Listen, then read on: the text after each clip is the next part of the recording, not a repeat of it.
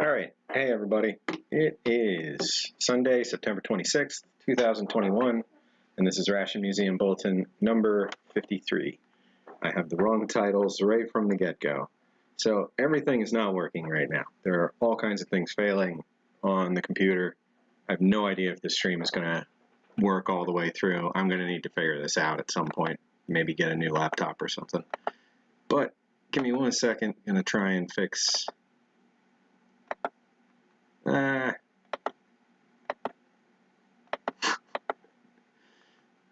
just everything on and off at once. There we go.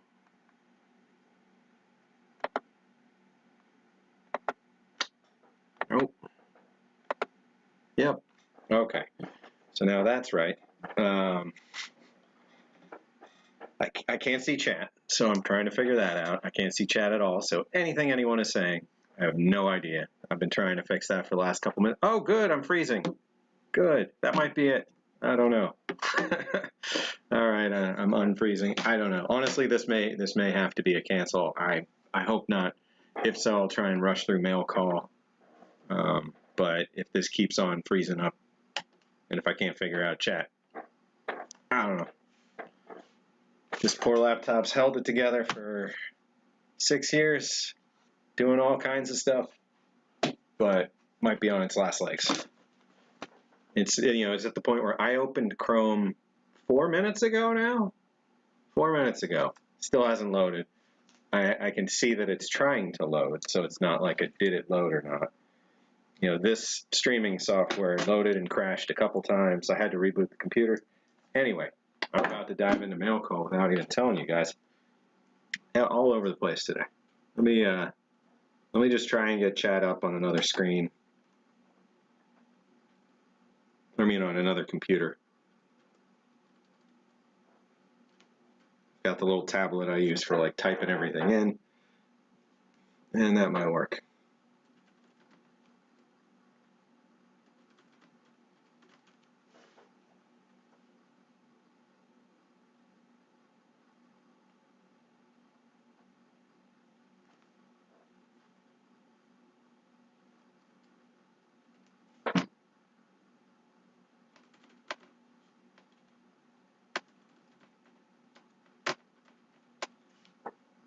I keep wanting to be like, hey, how's everybody's week? But I can't see what you would say, so, sorry, frustrating.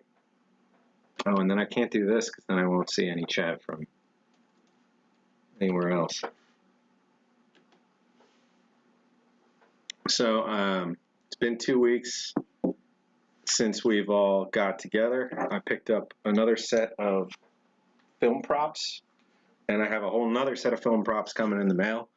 I'm trying to flesh out that part of the collection just because I think people are going to have fun with it, and it'll draw folks into the website, it'll draw folks into the collection in reality. We'll be able to kind of use that as a gap bridging kind of thing.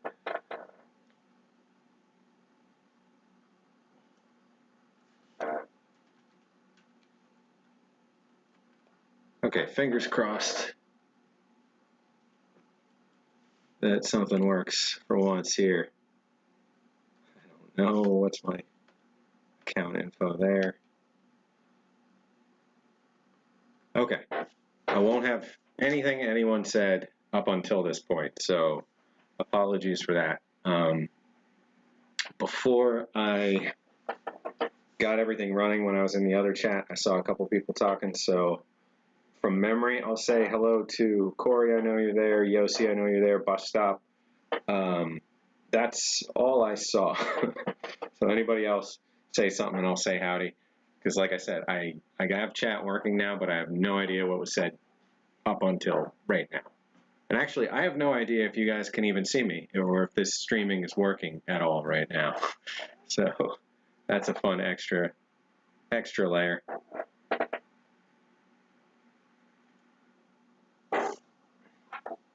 Yeah, I see nothing, so. Can somebody just confirm that we're live, that you actually see me before I do one of those nights where I stream for 30 minutes to a nothing? Okay, thank you, Kaylin. All right, so we got Kaylin, we got Jeremiah, we got Mike, Good to see you guys. Welcome to the stream. We're going to jump into some mail call in a minute, and I'm going to use the photo box space to lay this out so we get a nice clear view of everything. So let's get that turned around. Hey Yossi, hey Fordman. All right, we have, just got to get this address off of here.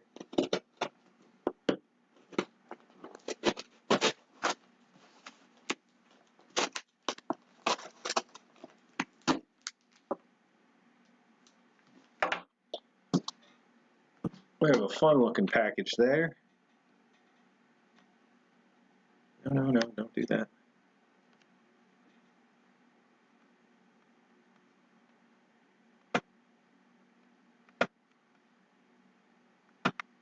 There you go.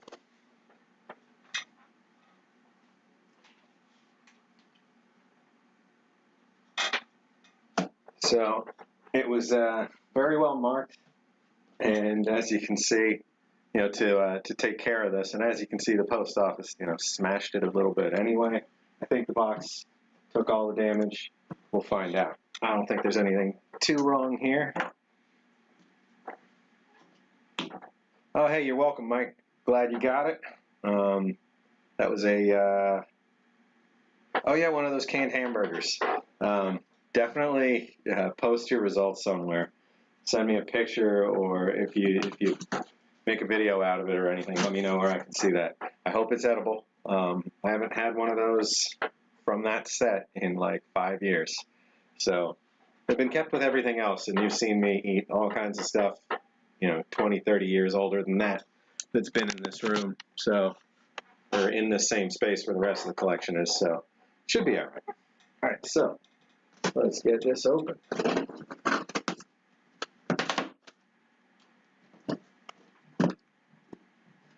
So like I said, this is a set of film props.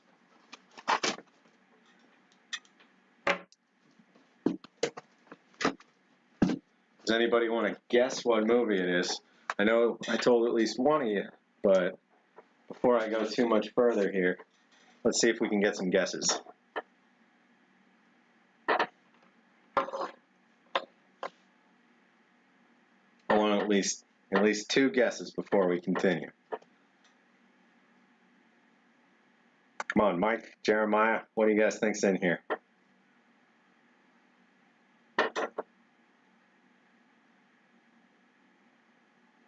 Oh God, yeah, Fordman. I've had some doozies, some smashed, stabbed, busted, leaking.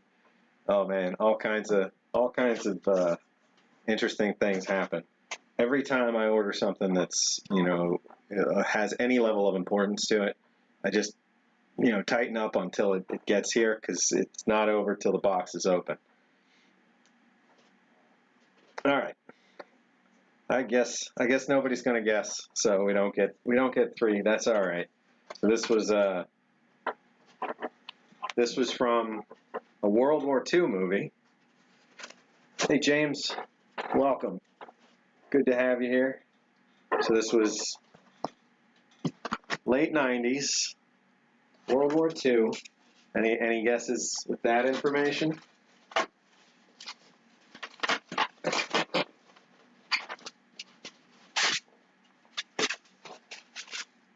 Just going to go nice and slow.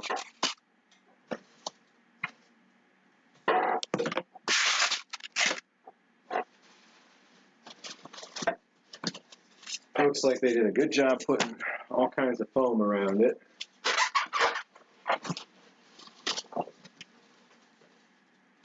We've got a bundle. We've got a few photographs.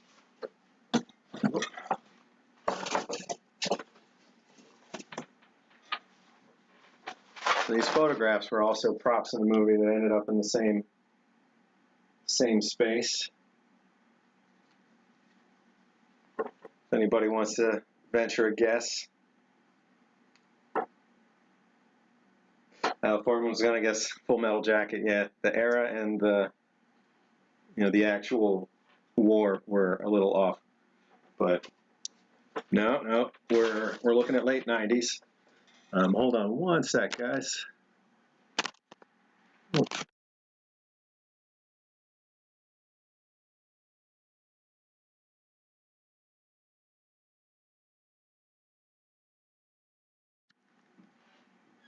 right, I'm back.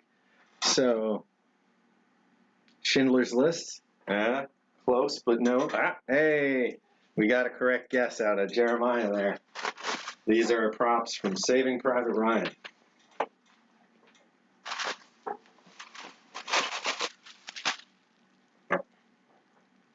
Let's see. This is cling film. I don't know if the props are directly underneath. I think they are, so I'm not going to cut from here on.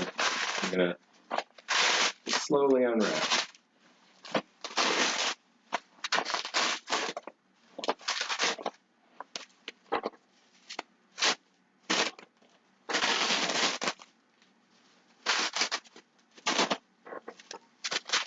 Hey, Aletha, welcome to the show. Pete, good to have you. We're just doing a little mail call. Of course, I forgot to do the swap from that to that. There we go, mail call.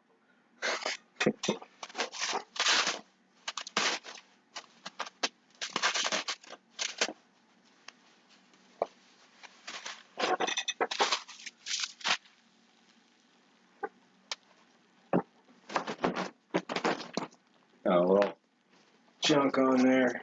All right. So, oops, sorry about that, guys.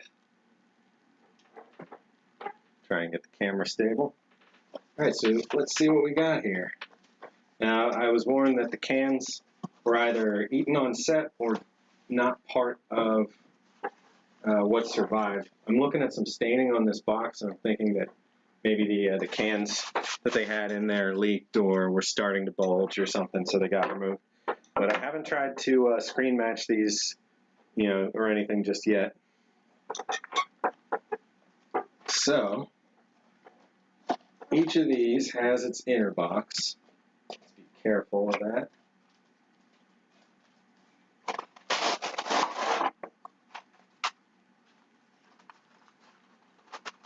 The inner box has all kinds of things that they, looks like it's leaking sugar.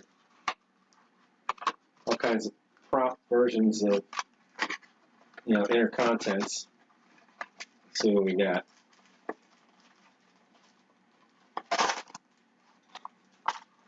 All right, so there's definitely sugar coming out there. Now, it's interesting. I think they did eat some of these in the show. We've got just graham crackers. We've got, looks like Toll House crackers, just from the thickness and the type they got in there. And then we've got a little sweet chocolate bar that may or may not actually have anything in it. There's like this compressed sugar brick instead of cubes. That's an interesting one.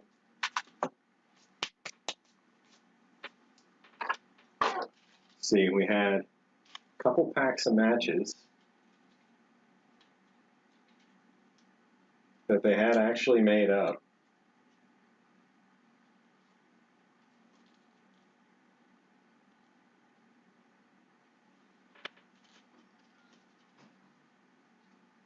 Got some beach nut beachies chewing gum. Also, so this one was open, or like, the package was torn a little, but, or not torn, the glue just wasn't holding. There is gum in there, in this like wax paper. So these are definitely neat. 2 of the 3 still fully sealed. As far as what's coming out here, oh. so phenyllamide. Let's see. Oh, some sulfa.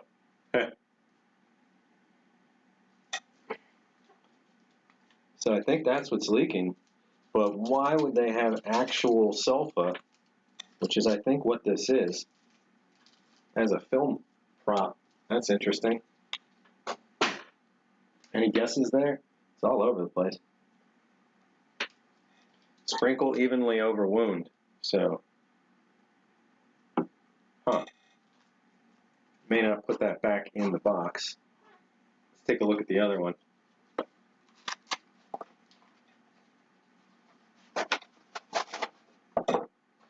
So yeah, there was some staining. I don't know if you guys can really tell.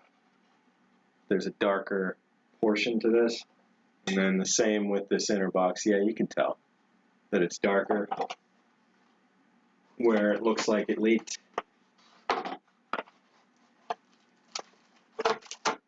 So you've got another one of the same contents bricks. It had a Hershey's Tropical Chocolate prop. They did a really good job on it. Up close you can tell. Let's see how clear we can get it. Up close you can tell it's like laser printed. Barely.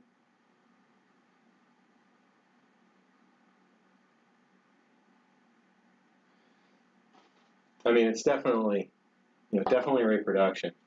And then here's an empty pack. There's actually like a foam brick inside, I can feel. Yeah, there's like a piece of styrofoam in there. Pack of Philip Morris cigarettes. So it was a neat collection overall. There were a couple, it was all just kind of out in a pile when I saw it. So two more sticks of the beech nut chewing gum.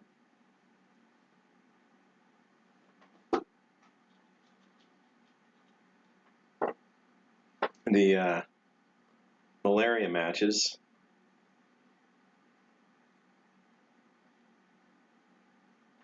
Mosquito bites cause malaria. And I think that's pretty much what we had here. I'm going to keep these separated. We've got staining on both of these sets. Most staining. Yeah, that matches.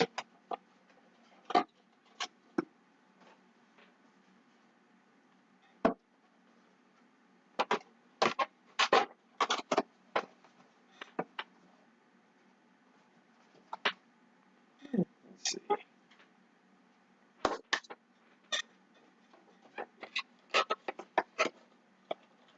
Both dinner units. One package of Defense biscuits, one package compressed Graham biscuits, one can pork luncheon meat, one stick chewing gum, one package dextrose tablets, one tube concentrated bouillon. These also had chocolate bars in them, so that's not listed. Let's see. Flip one around. Yeah, they're nice reproduction boxes. And the contents were definitely well done. The outer packaging they used for the plastic is dead on. The inner contents are pretty close. The gum, I'm sure I've seen gum just like it before. I'm used to like the Wrigley's being in the case. That's all I've run into. But I know there was more than just Wrigley's. Let's see. So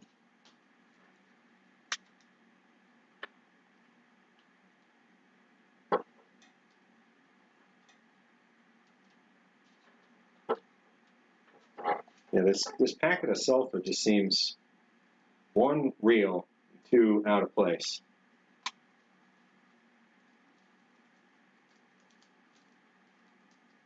Yeah, it's even got the little like plastic inner liner.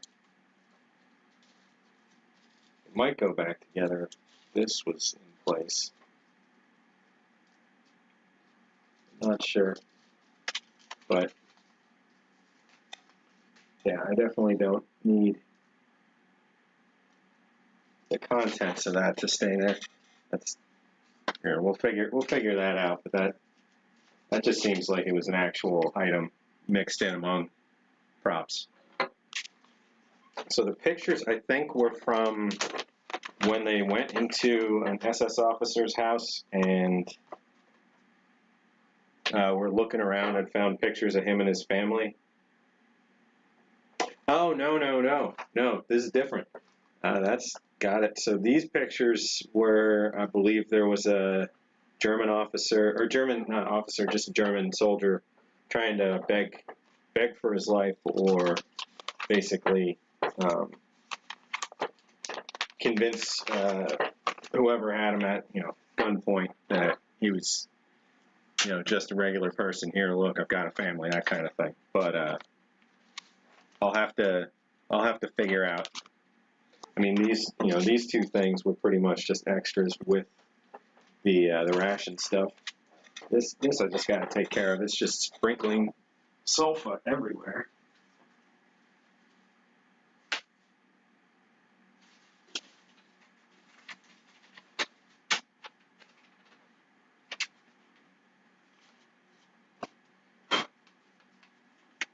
Like the insides of this.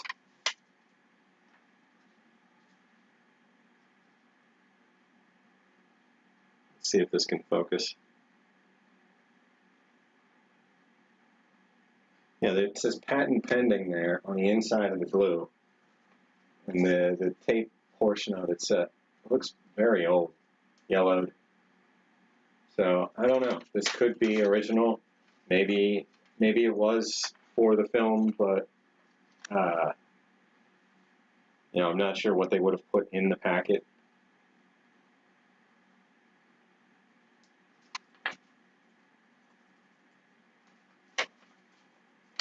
Either way, it can seal back up, well enough that it looks all right. It's just, I'll have to track down what that was and why it's there. Well, I'll keep these out for now.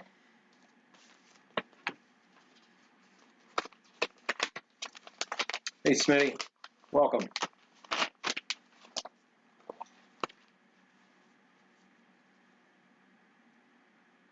Of course, in my head, I'm, seeing half scenes from Saving Private Ryan and half scenes from Band of Brothers.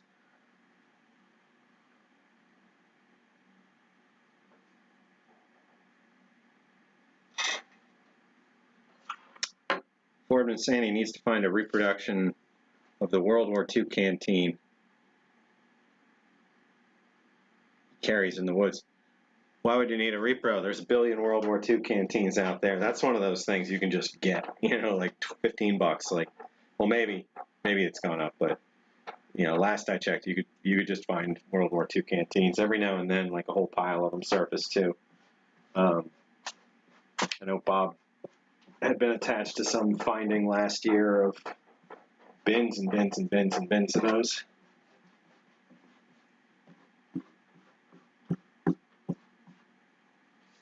Probably should wash my hands. I don't remember exactly, other than it's not like Quick Clot, but I'm trying to remember what sulfonamide does, other than sterilize a wound. Keep saying it wrong too.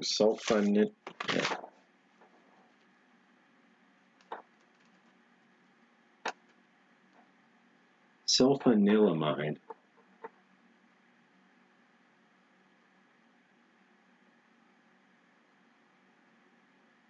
Well, that's specific. Used to treat bull. Oh, okay, no, not doing that.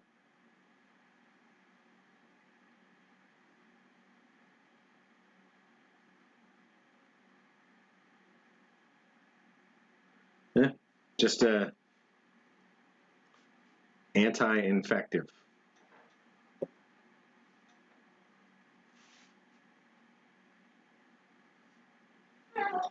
Got it. Just trying to keep it in good shape, I see.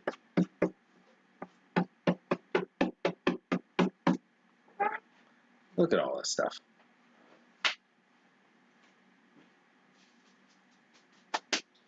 Definitely going to need to wash my hands before I eat anything. All right, well, I know it's just a small mail call, but I think it's a great set of things to add to the overall collection.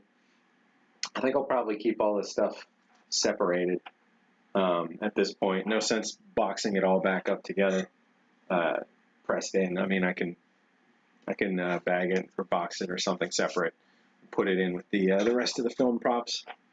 Yeah, this feels weird. I'm gonna take care of that in just a minute. Seems like the stream's been holding up since then, right? I don't see any issues on the computer side as long as I don't touch anything other than stuff in the stream software. I should be all right. All right, I'm gonna quick run and wash my hands.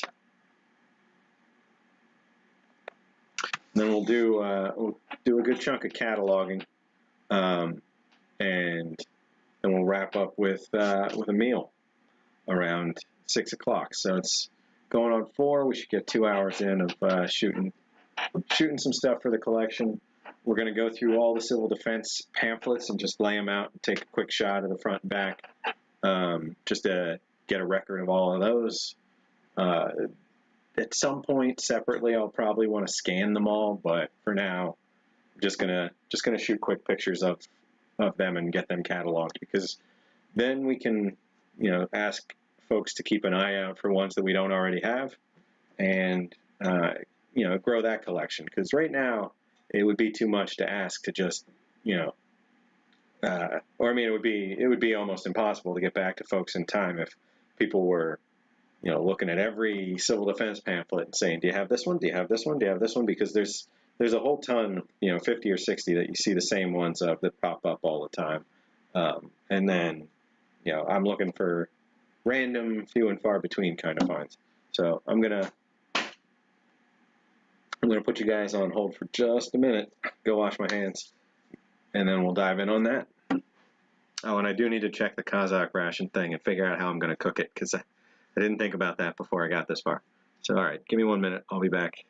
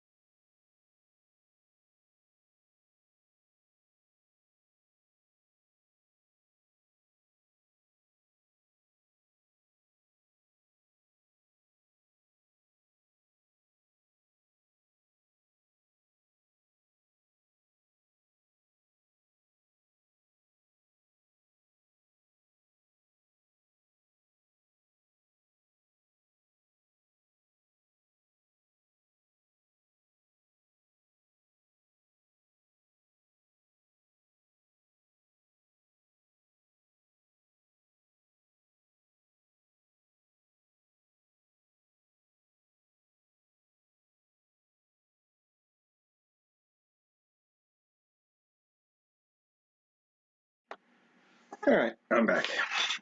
Just gonna get this packed up out of the way.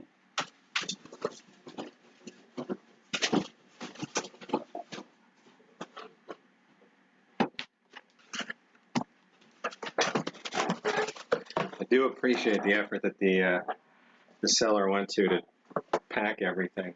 This is a prop house in, wait, was this one in England? I can't remember. I'll have to double check.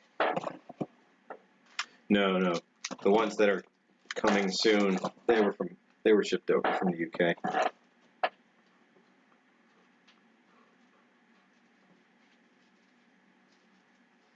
5 sticks of gum, 2 Ration guts packages, 3 packs of matches, a pack of prop cigarettes. I just love these. That there's just like a brick of foam in the middle or something. You know, it weighs nothing and is definitely solid. So there's no question if these are regular cigarettes or not. They went to a lot of trouble to get the details right.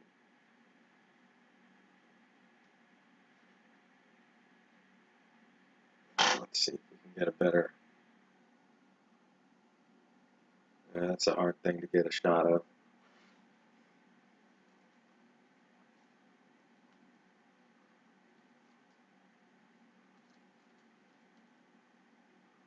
You know, even the tiny print on the side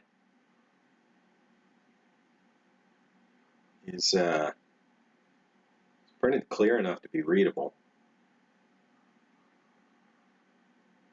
Probably too tiny to focus on here. Oh, had it for a second. There we go. Look at that. Good detail.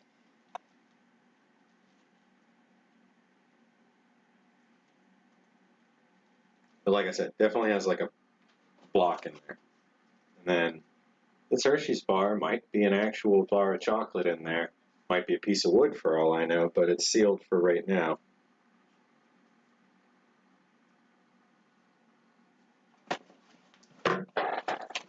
Can't tell.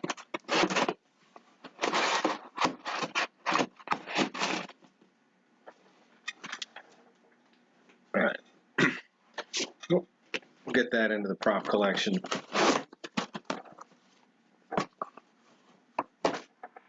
I had it all laid out there. I didn't take any pictures. All right. It's one of those days. So bear with me. I'm going to do that. Best to watch live streams on a cell phone. I disagree.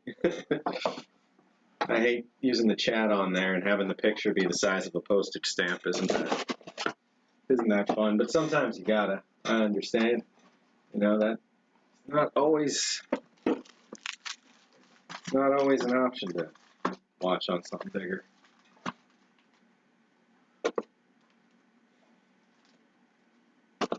Get all this set back up for a quick set of pictures, and then we'll put it back away.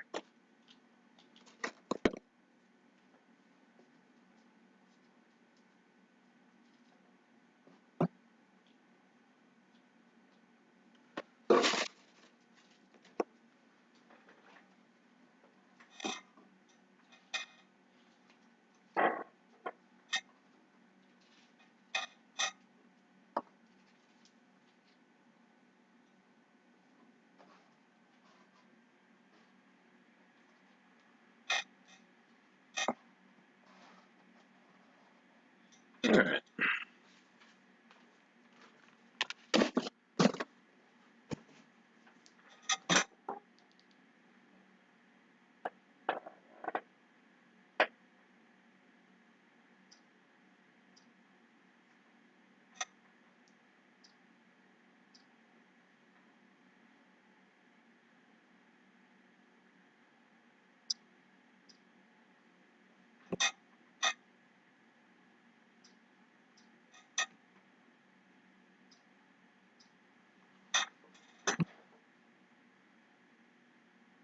We'll have to find out if these, you know, are remnants of ones because they were screen eaten or if there was leakage. Looking at the boxes, though, it really does seem like time just took a bit of a toll on it.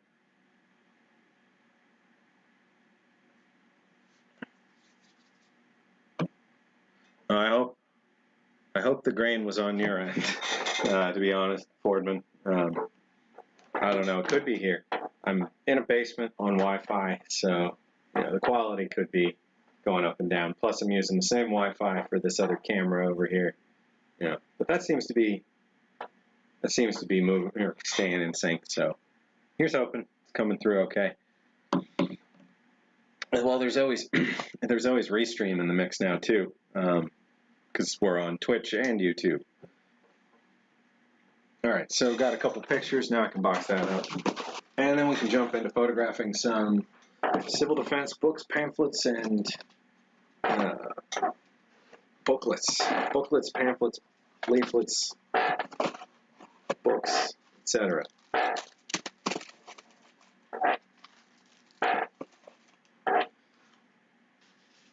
Definitely excited to add all this stuff. I feel like I said, it's going to be the kind of thing that, when you have a page about it on the website, people might find you that otherwise wouldn't be looking for rations. People that are looking for the much more well-known and popular movies, that these are attached to. All right, just gonna move this and get this last remaining powder off of there.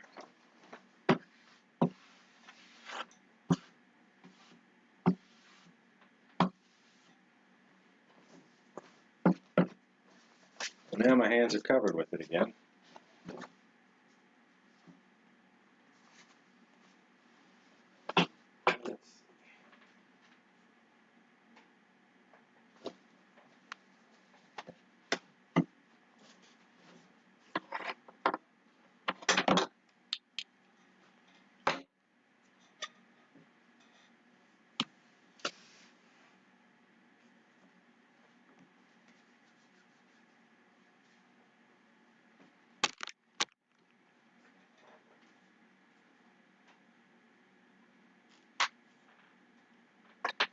All right, got this space ready.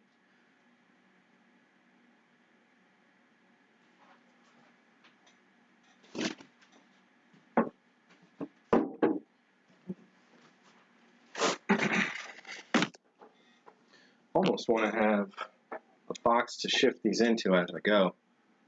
I'm going to do that. I'm going to grab a box.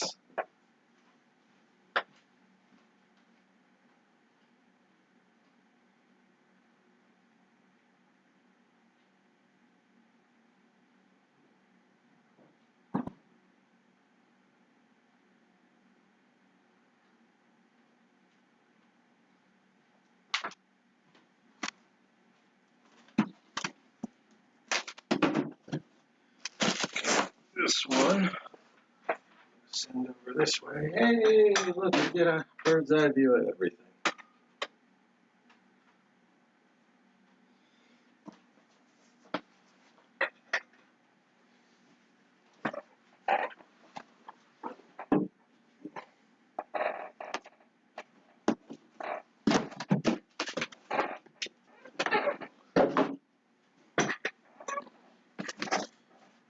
This chair might be a little too squeaky. Yeah, this one's better.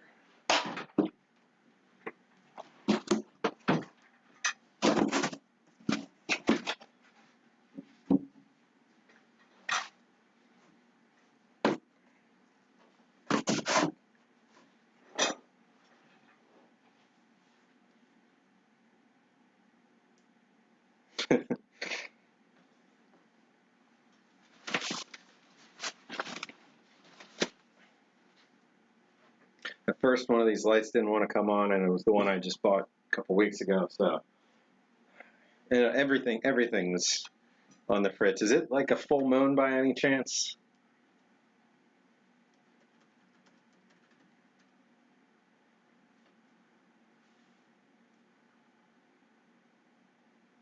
No. Wait. No. Like a week ago, which isn't close in terms of moonrises. All right. All right, so let's get this started.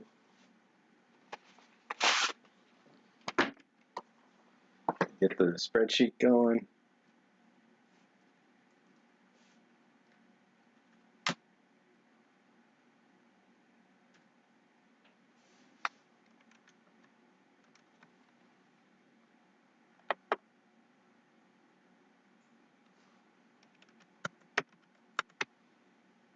Swap the chat over here.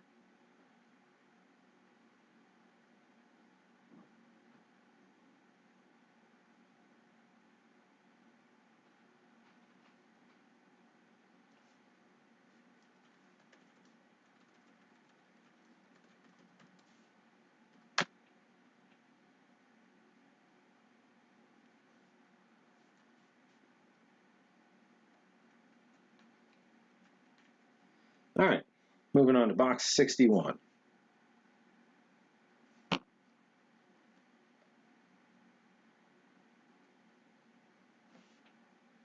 Now, that's not going to work either.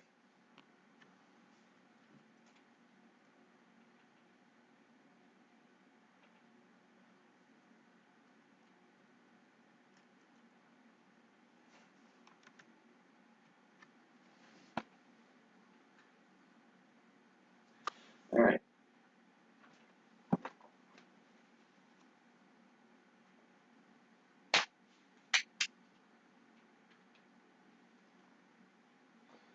So, up first we got Defense Civil Preparedness Agency. So, it looks like even before, no, this was 1972. So, Civil Defense, Defense Civil Preparedness. Maybe this not American? No, this is American. Interesting. I was wondering if maybe in another country they had the Civil Defense Administration, but just with a flipped around name. This book is basically uncirculated. Like, that's some interesting artwork.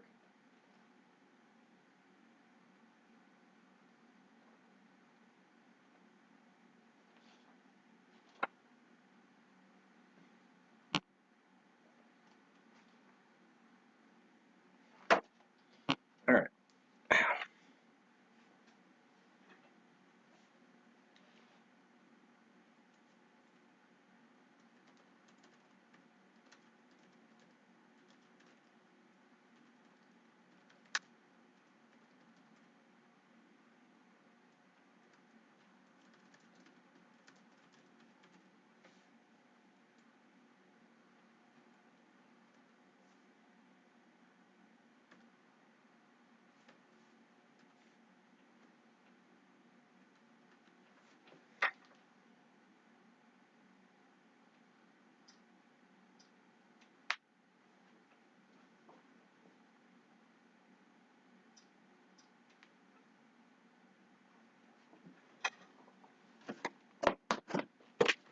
All right, one down, about 126 to go. Okay, these are patches. I don't know if they belong in this box or not. We've looked at these recently, I think. Maybe not. These are just all civil defense packet or patches, most of which or all of which are for Civil Air Patrol. Actually, it looks like all of them were Civil Air Patrol patches of different types.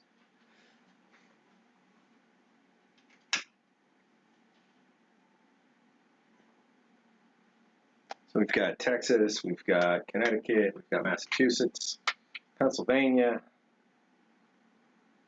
Missouri, and unsure. Some fun ones. So maybe this computer can stream the chat to the TV. So it's just like one thing after another in the pile. There we go. That did work. Oh, thank biscuits. There we go. So now I can catalog there. I can see the stream there. I can see the chat there.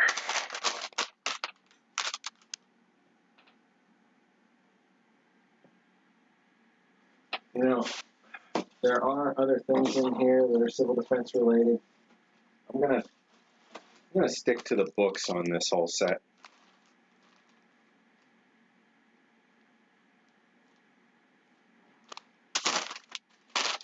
So I'm gonna pack these back up. We'll come back around to these at some point. Probably in one of the other civil defense boxes. Put those to the side. Just armbands and patches and some license plates and that kind of stuff. Director Radiac.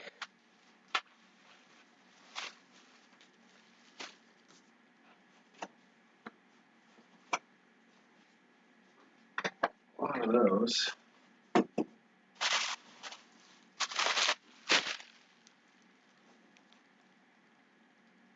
This is in civil defense.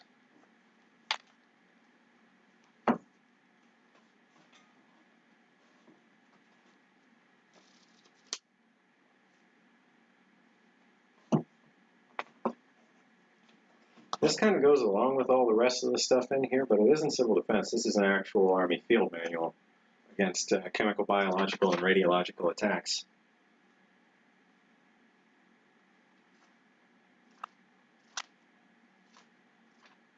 I think I'll still keep that in among this stuff. So we've got manuals for all the different divisions, or different jobs within civil defense. I'm trying to build a complete set of as many of these as I can over time. So for now, I've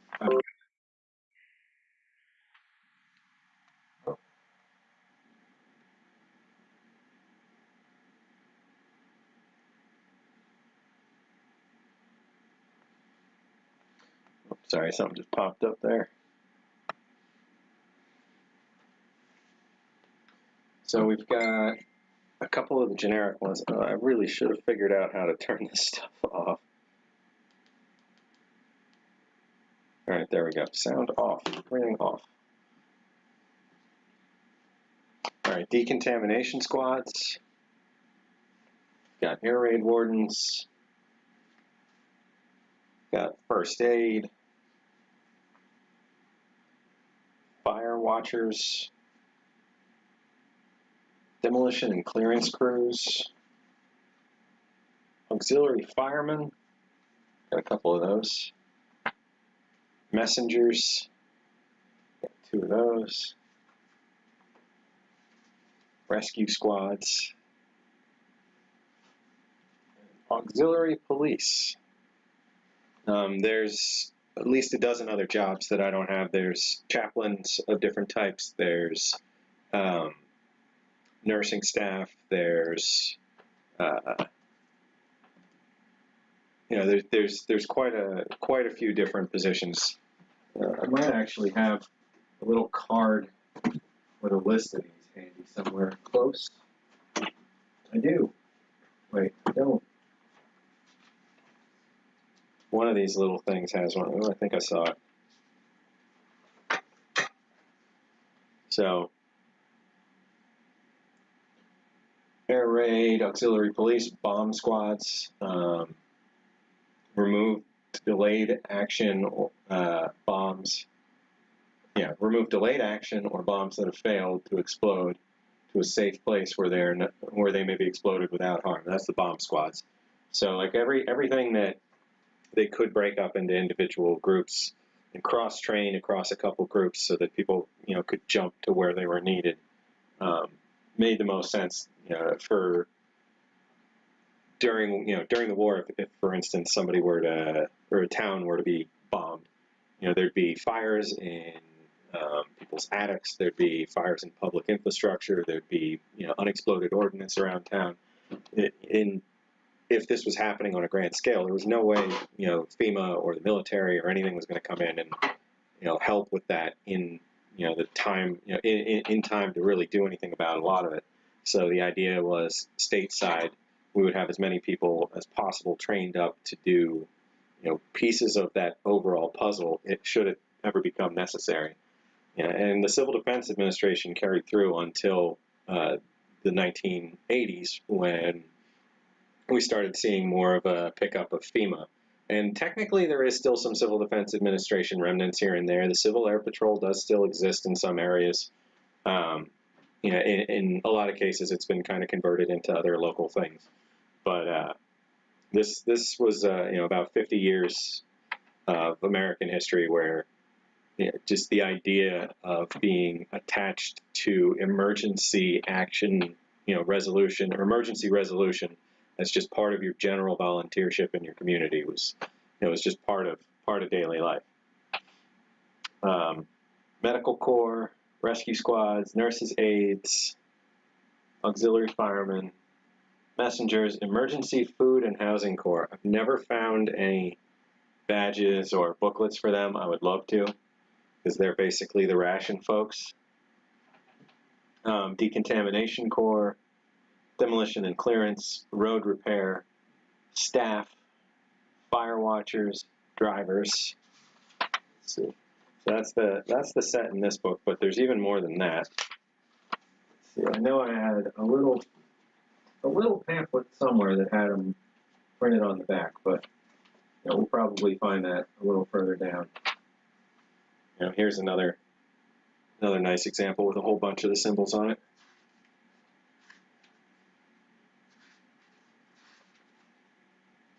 You know, and it'd be a goal of ours.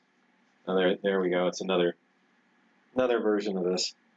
But one of our goals is to get all of these all the way scanned, cover to cover, turned into downloadable formats and made available through the museum site.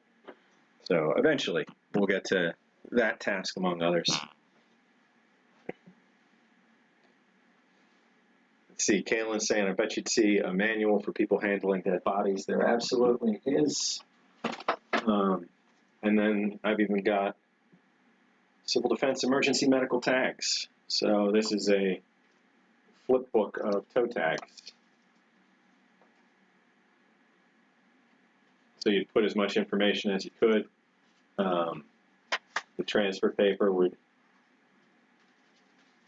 leave a copy in the booklet, and you tag the individual and end up with, you know, a book of the copies. Looks like this booklet had a few torn out, maybe as an example, or maybe it was used in some local emergency somewhere along the, you know, over the years. This book is from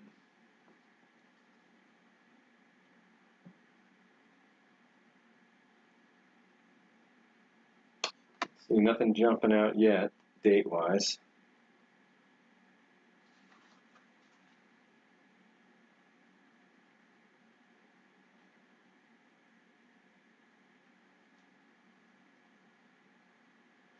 Yeah, it doesn't have a date on it that I could find, but you know, I'm not sure. This might be 60s or 50s.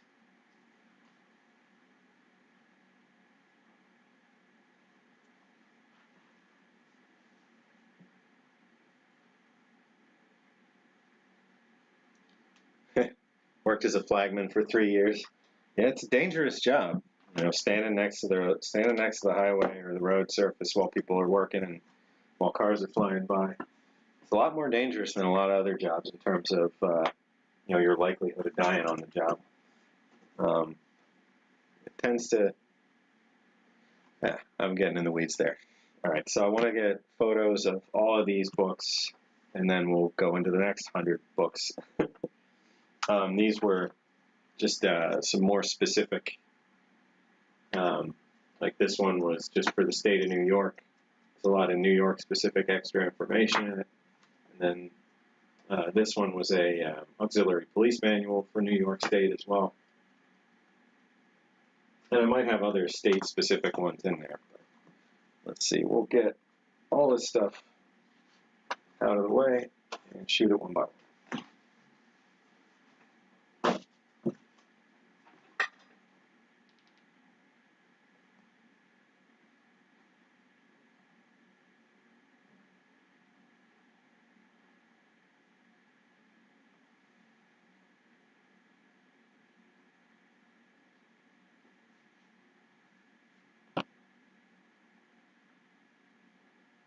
Guess it makes most sense to just go straight on.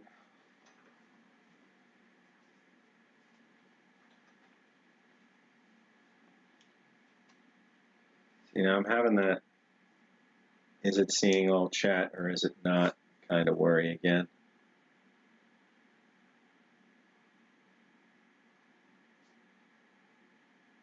If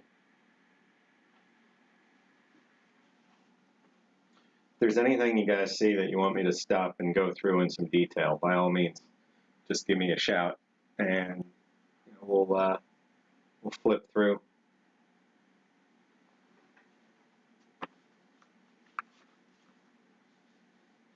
Otherwise, hope you're excited to see a bunch of pamphlets.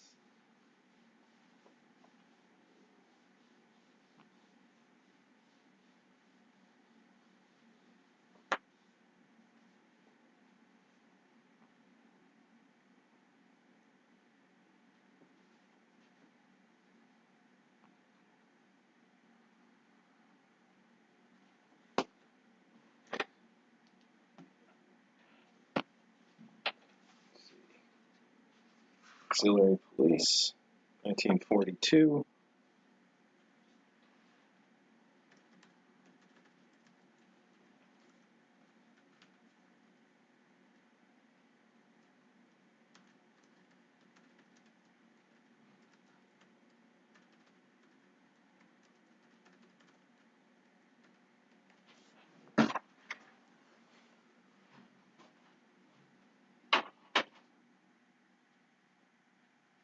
Oh, and so I grabbed that. I grabbed that Kazakh ration, and it's leaking all over the place. Of course. So not sure what. It's kind of a oily leak. So maybe one of the cans. Maybe it was just the candy that got, I think we already removed. I picked a meal that looks fine and looks like it's all sealed stuff. So step one when we get there is going to be wiping it all off and seeing, are these cans sealed? Step two, I'm gonna try and cook upstairs. I think I'm gonna have to use the microwave for them just because I don't have any other way of cooking those, and I'm not gonna, start a fire in here because they're big canned rations. So we'll see. I might swap to something else for dinner, but I'll try and make these work. If you guys bear with me on it. I might actually put on a quick film when we get there about K rations. We'll see.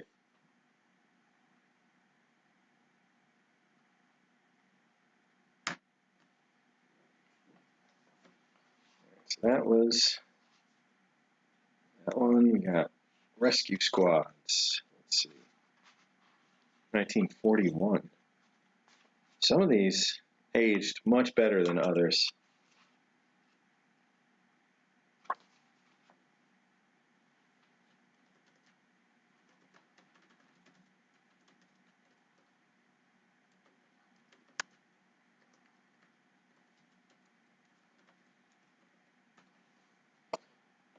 Messengers, 1941.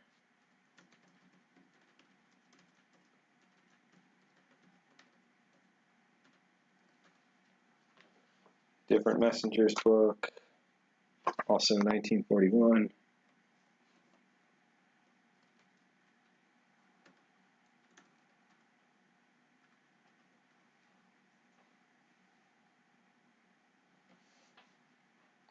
Canned rations or retort pouches? Asks Fordman. I'm a fan of retort pouches. The cooking options are better. There we go. In the sense that you can, you can heat them up in boiling water. You can heat them up with an FRH. You can cut them open and heat them up another way. I mean, I guess you could say the same thing about cans. You can, cook them directly over sterno. You can cook them over tablets, whereas you couldn't do that with a retort. That's a tough one. I guess both have their advantages and both have disadvantages when compared to each other. So, that's a good one.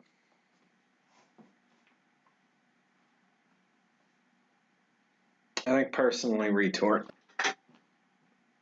just because of the ease of pulling the top off in one quick go.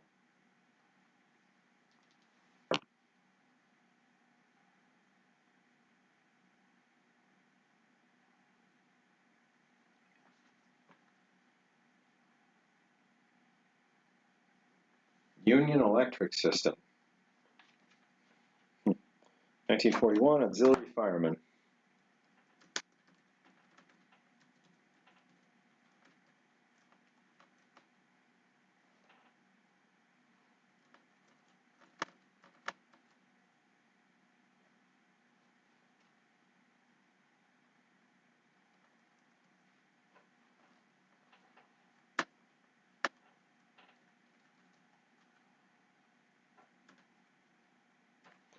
All right, another one of the same.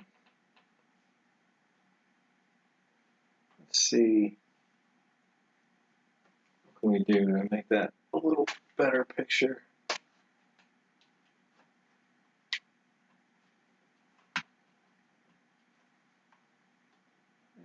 That's pretty good.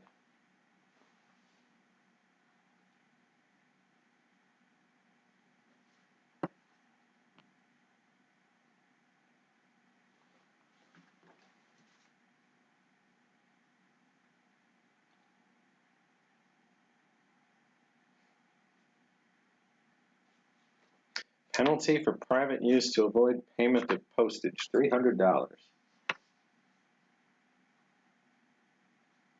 Because I guess you could just mail this. Just slap a label on it and drop it in the mail. Let's see, this one was 1941.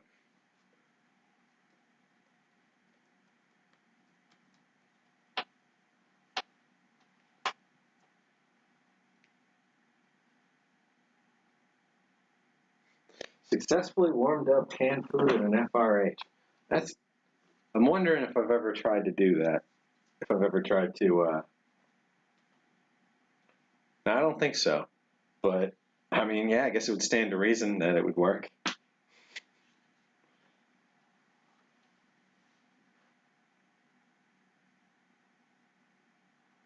Demolition and clearance crews, 1941.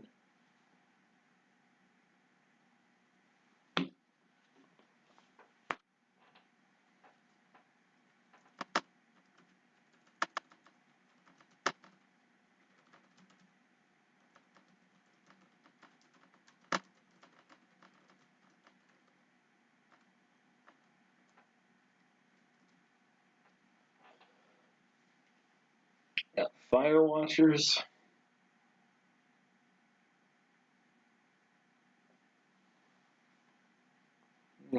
I'm kind of screwing with the light a little bit, but these aren't the glamour shots. Like I've been saying, these are just a record of what we have visually to go along with what we're writing down. Fire watchers.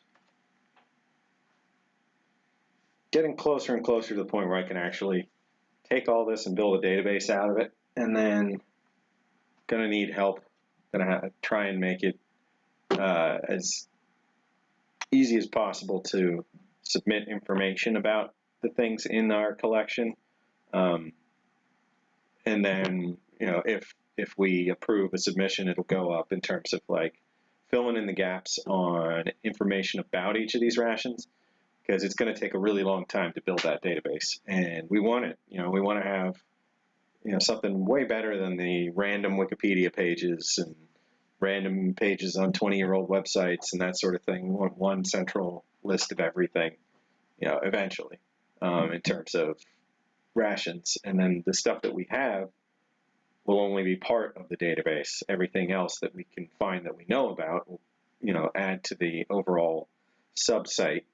And we'll just indicate whether or not the museum has any in their collection on the base pages of all that stuff. So it's going to be fun. We'll try and build the best overall picture of ration history in one place. It's going to take years, but it's a good goal.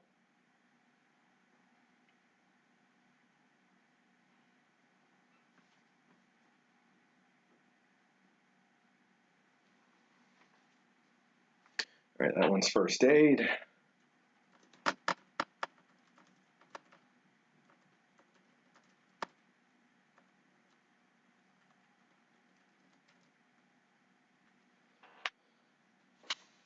Air raid wardens.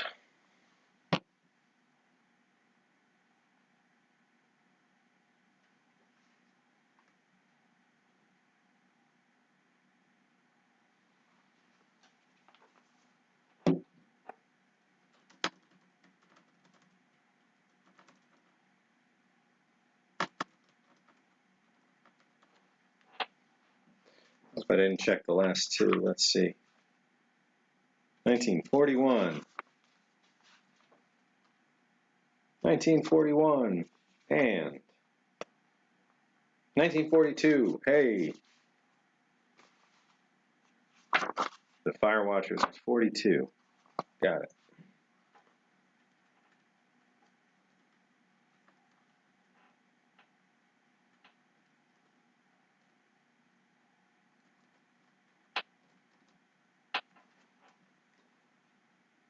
Illinois State Council of Defense. All right, so we got Decontamination Squads.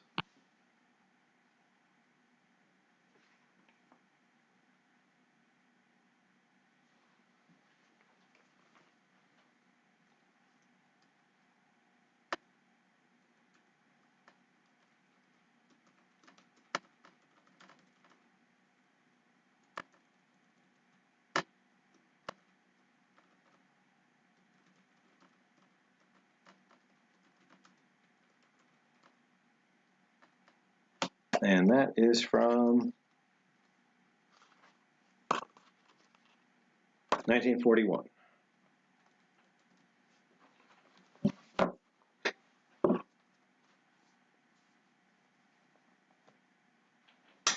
me check something. This should probably be facing more like that.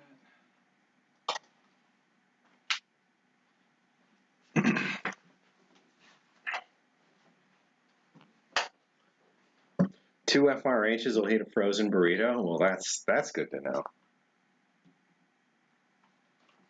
That's some science we need to do more of right there, testing things like that. All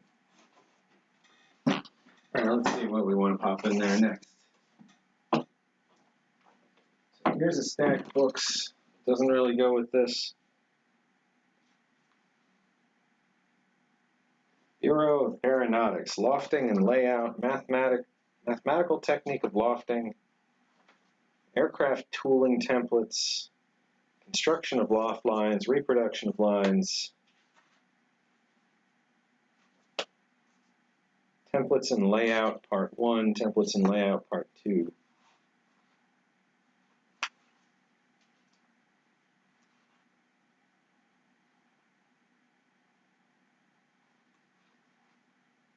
Huh. So this is all like techniques in building aircraft.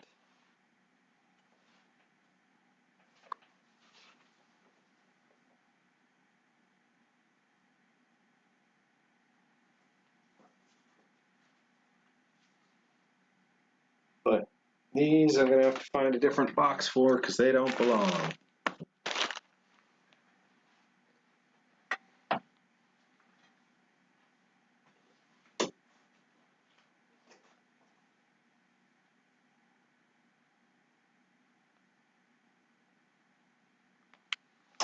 See, so here's that.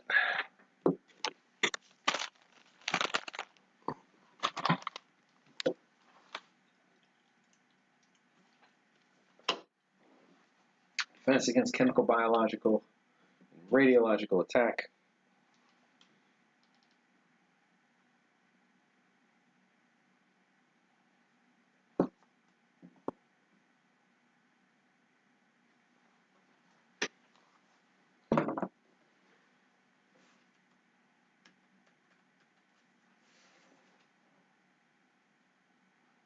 FM 21-40.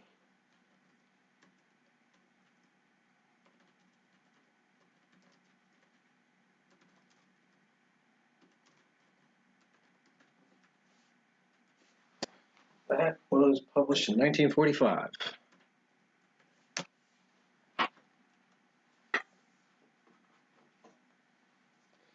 All right, warplanes. 60 illustrations. of airplanes.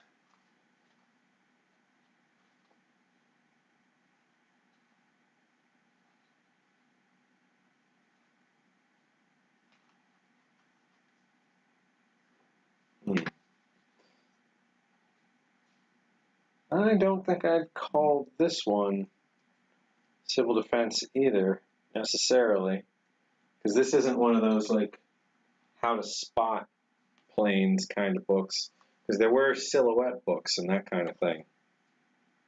These don't appear to fit that model.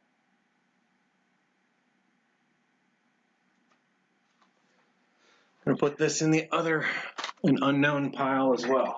So, let's see. Swap over to those auxiliary police manuals.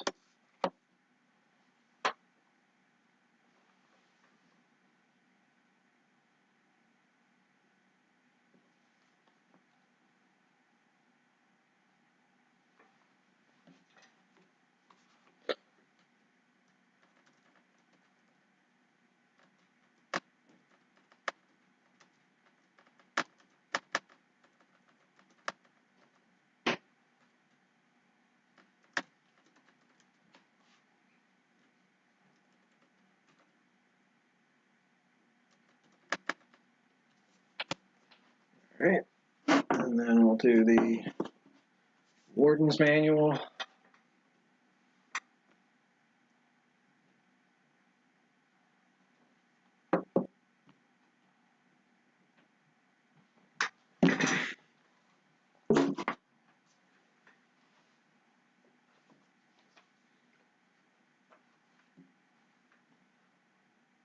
Manual for civil defense or civilian defense.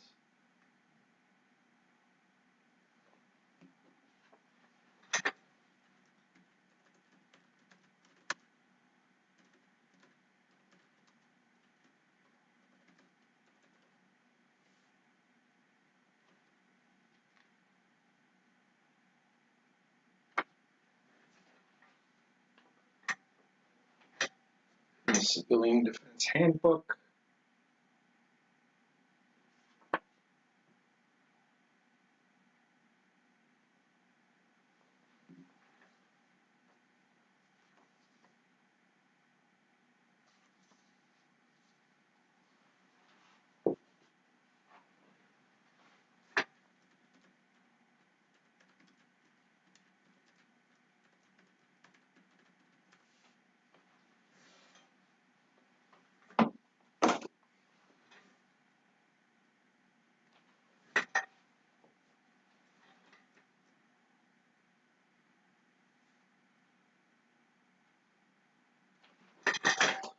Okay. Civil Defense Operations Plan. Organization and assignment of responsibilities for Lycoming County, Pennsylvania. July 1962.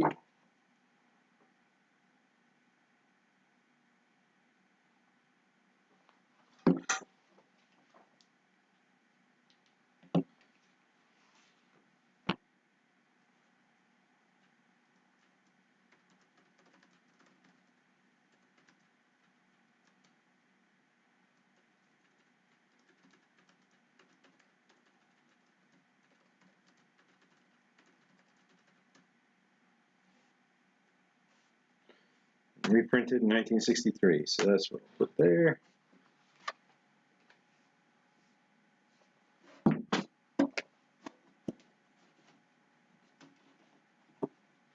It's already not anywhere near as conducive to just moving things between boxes as I was hoping. Everything in here is in order of like how it fits. So of course it doesn't fit the same way upside down. So we'll keep working at it.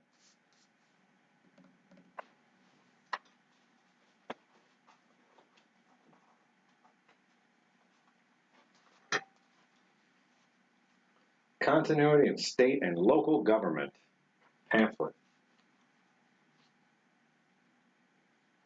September 1958.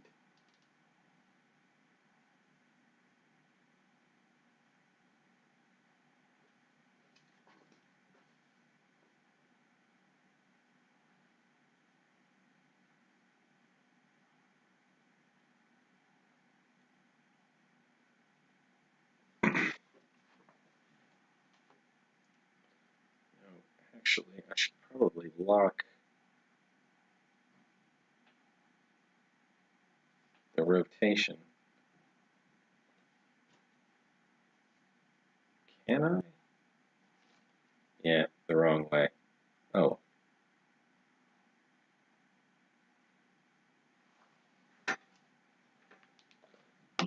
right, continuity of state and local government.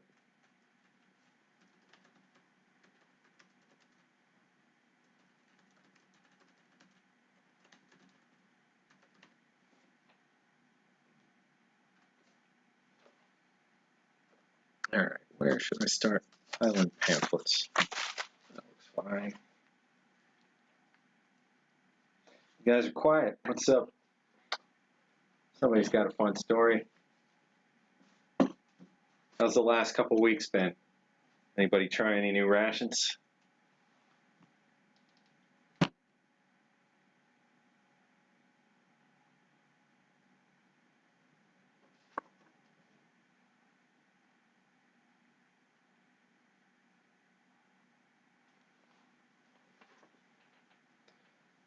Facts about fallout protection. I wonder if they're actual facts.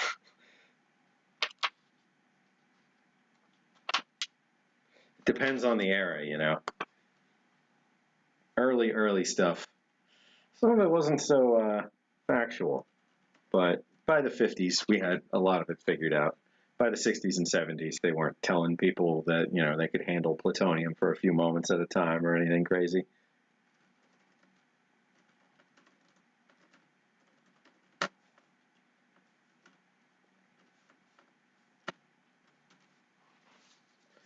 All right. 4 wheels to survival. Your car and civil defense. This is just a little quick one. But the main thing is just, it's kind of like the house in the middle. The idea was take care of what you have, or the communists win. You know, no, it's, you know, the simplest things could be the difference between survival and, you know, certain doom in an emergency. So, you know, taking care of your car every day of the year meant that when you really need it, it's going to be in good shape. Cleaning up outside of your house, picking up the trash, keeping your house clean and painted, all that kind of stuff meant if something crazy happened and a nuke was dropped, that your house would last a few minutes longer than the house next door. You know, and that, you know, that few minutes might be all you need to escape with, you know, your lives and maybe even some cherished items or something. You know, so, you know, there's a lot of these kinds of things that their message is going to be maintenance of your own, you know, your own space, your own house, your own car, your own personal everything. You know, building your own shelters instead of relying on community ones and that sort of stuff. Let's see, so this one was 4 wheels to survival.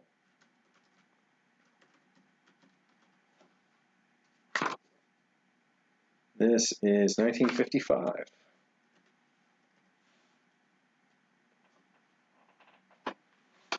Guide to Panic Control.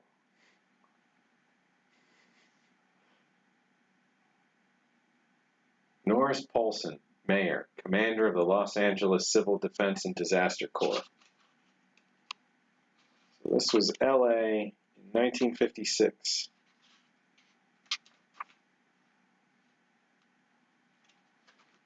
Written for wardens. Whether that's fire warden or air raid warden, I'm not sure. Maybe neither. Maybe some other general warden.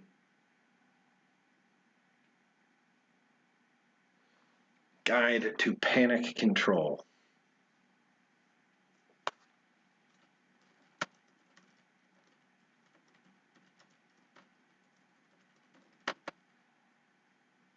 This is 1956.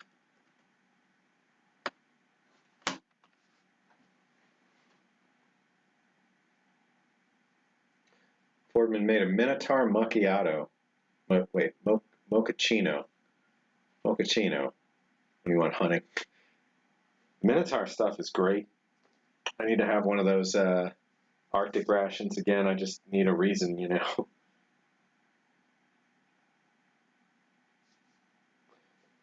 Use and care of body armor, fragmentation. So this doesn't belong in among these. This is Department of the Army, U.S. Army Natick Research Center.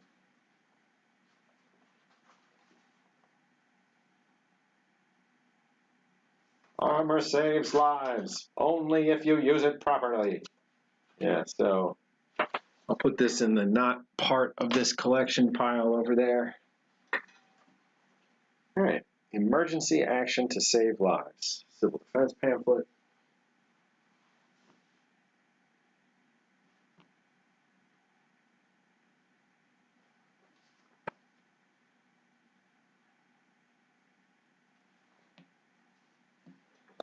This is 1956.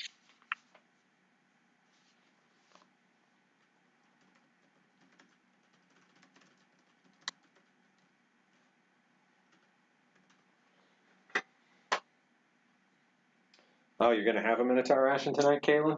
So that's going to be at 8 Eastern.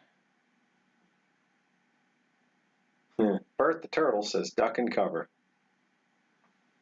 Now, I'm very familiar with Bert the Turtle, but I can't say that it was because of school or anything specific growing up. It was college era or something probably before I first saw duck and cover.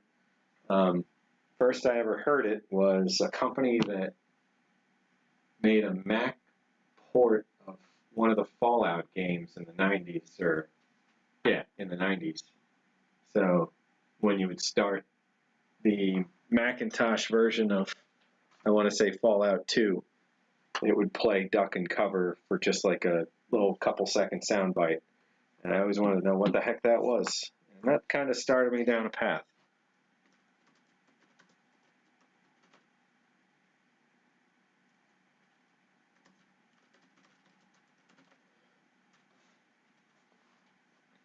He did what we all must learn to do. You and you and you and you. Duck and cover. Doesn't have a date. Duck and cover. Oh, it's all right. Doesn't need to have a date on everything. Civil defense training for business and industry.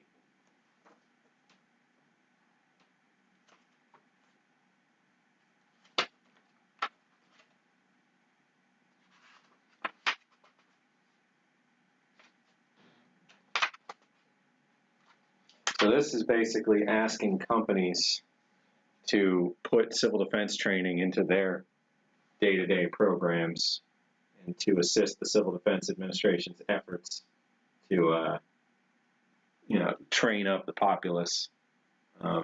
So if they, as a company, would get on board and run certain classes or do certain trainings, that would be super, super keen. There were a lot of efforts like that. It was major. It was nationwide. It was ongoing for decades. A lot of it was a whole school system for distributing facts and information and booklets and equipment and linking groups together and training everybody. There was a lot going on. So businesses, corporations or factories or whatever it happened to be that could assist in all of that, that could build a fallout shelter on their property, or that could run a bi-monthly class on auxiliary police or ordnance removal or something, was helpful to the overall process. Oh, caps.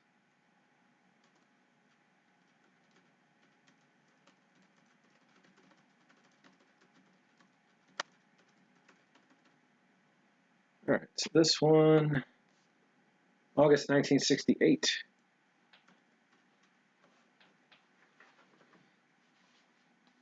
Civil Defense Plan A and map for evacuation in the city of Topeka and its environs. So this is a great big fold out. Best case scenario for getting out of Topeka in the end of the world.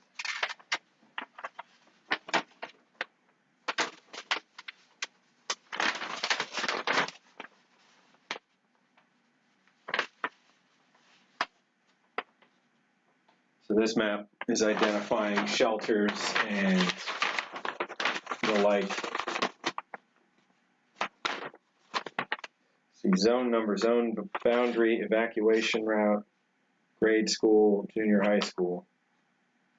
So you can see along these lines, there's little arrows indicating, let's see, indicating the direction of the evacuation routes and where they split and connect and whatnot. You know, and a lot of cities had these sorts of things. You know, we have a few examples here and there, but you know, this is the kind of stuff that is least likely to be preserved for history. In the long run, it's just, you know, if a city made 500 of something and passed them out in the 50s, there's not a high likelihood that those things, you know, have lasted, or that, you know, there's going to be an example ready to go. Now, these booklets from the beginning of the pile, like, you know, all of these, they were printed by them, you know, probably hundreds of thousands, if not over 1 million. Probably hundreds of thousands. Oh, almost forgot to type it in. Civil.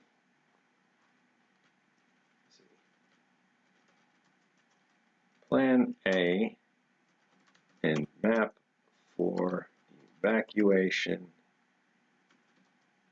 of the city of Topeka. And this is 1957.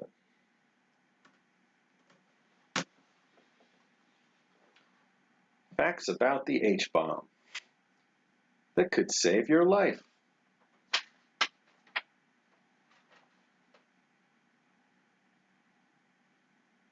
With the Empire State Building as zero, the fireball would have reached from Washington Square to Central Park.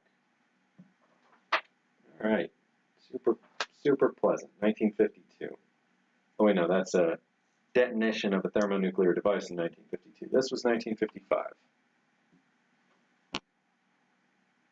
I mean, fact of the matter, if you were in a city that got hit with an H-bomb, not a lot you could do.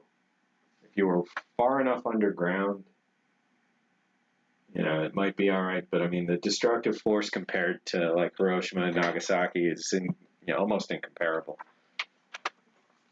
You know, the difference between a kiloton, which you can physically picture in terms of how much dynamite that would be, and that's basically what that refers to, is, you know, a ton of dynamite. Here you can like stack it up and picture a couple pallets of dynamite, and then a kiloton. Okay, let's multiply that by 1,000. So a couple kiloton weapon, you know, you could physically imagine a pile of dynamite big enough. And then you get into megatons, and it's thousands of kilotons, you know, and it's just the scale of difference of explosion when we started making hydrogen bombs. It's just massive. See, Corey's saying, let's see, a few minutes late, but one of the more interesting things is that he's selling one of his fruit soups for Duncan's money. Oh man.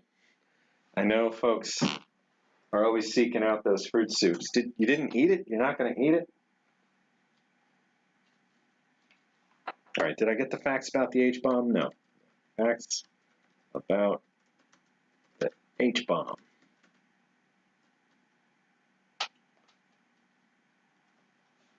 This is 1955.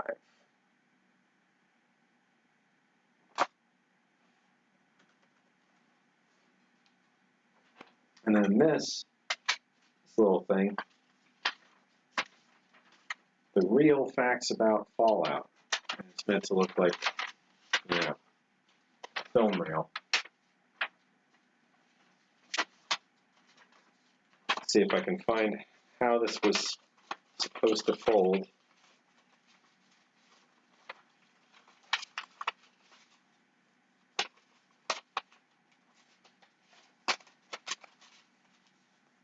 Maybe? Doesn't seem like it should end up there.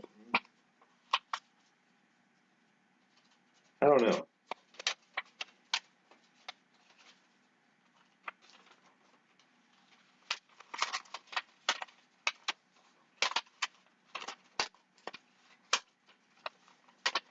Yeah, it folds very strangely.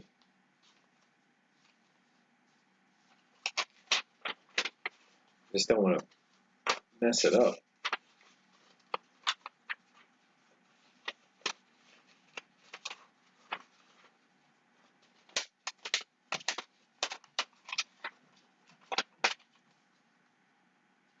That almost makes sense, but not quite. I don't know. This is as close as I'm going to get it.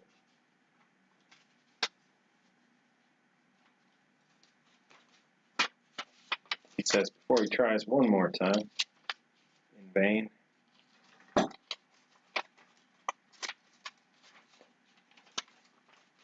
see if these line up. Okay.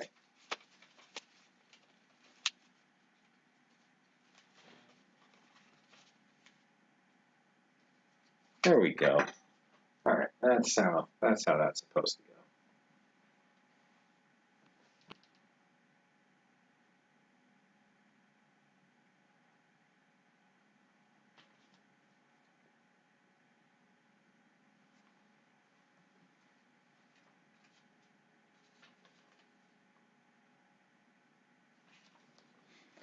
Real facts about fallout.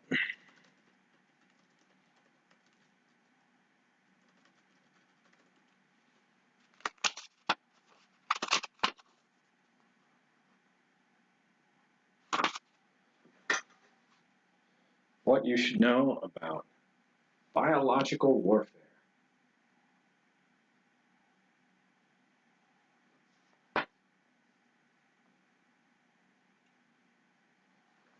This one is 1951. Start another little pile for books, or booklets.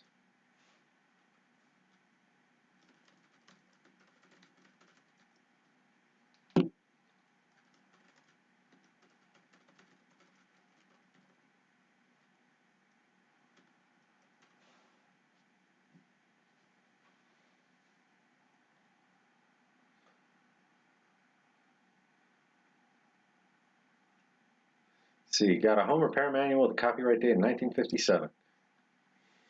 Yeah, there's a lot of good stuff written up, you know, before we got overwhelmingly lazy as a society. You know, it was common to have, you know, stacks of books like these, or like those, you know, airplane layout kind of books, but you know, for just working on your house, like.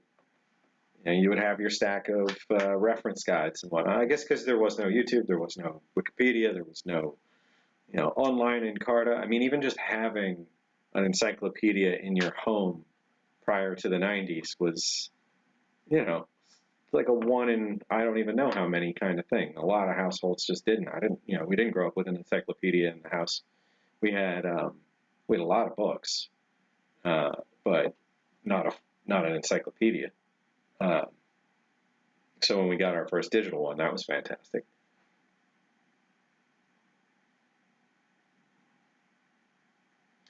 James is saying he remembers a radiation booklet. It said stack bodies in front of doors and windows. I mean, if that's what you have available, that's what you have available. There's a lot of things denser than a human body that are also good, but you know, if people died in your shelter and you can't go outside because of extreme radiation, I could see that being useful. You know, small doses to the outside world after you know, after uranium-based, you know, fission explosive goes off. You know, as long as you protect yourself from the physical particulate and separate yourself from it as quickly as possible, your likelihood of long-term damage is reduced. I mean, think about every little piece of radioactive fallout as just a microscopic gun shooting in random directions. And when they hit, you know, when those little microscopic bullets, you know, hit your cells, they kill them. But sometimes they don't. Sometimes they penetrate the cell and damage the DNA. And instead of killing it, it just breaks part of it. And then when it reproduces, it starts to reproduce out of control. And that's how we tend to get tumors as a result of radiation. So if, there's just been a bomb and you're going out to check for survivors and you're in a heavy material, those bullets are still flying, but the material might stop some of it. And then when you come inside, if you take all of that off and get away from it, you're not going to continue to absorb radiation. Similarly, like sealed foods, if you had a can of food that was sitting outside after, an explosion and had fallout on it, you just need to wash it and open it, and, the contents wouldn't be radioactive.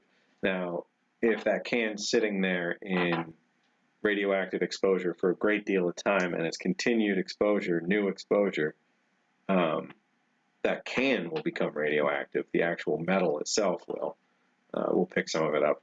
I go into the weeds over just about anything. You guys need to stop me more often. Looking for books at Goodwill, Fordman's saying. So the Goodwill website is pretty good. In terms of, it's up to each of the individual stores to list things online. And when you buy through the site, you're dealing with the individual Goodwill store somewhere in the country. But there's a lot on there, and it's not well indexed, and it's a little tricky to search. So you can sometimes find some real gems hiding in there, and you're helping out that local Goodwill by buying them in the first place. So, I recommend keeping an eye on that. Books for sure, but every now and then, ration-related stuff or crates or that kind of stuff is showing up on there.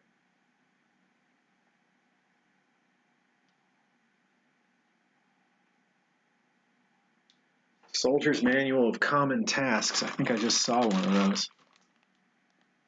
No, that's a soldier's handbook. All right, but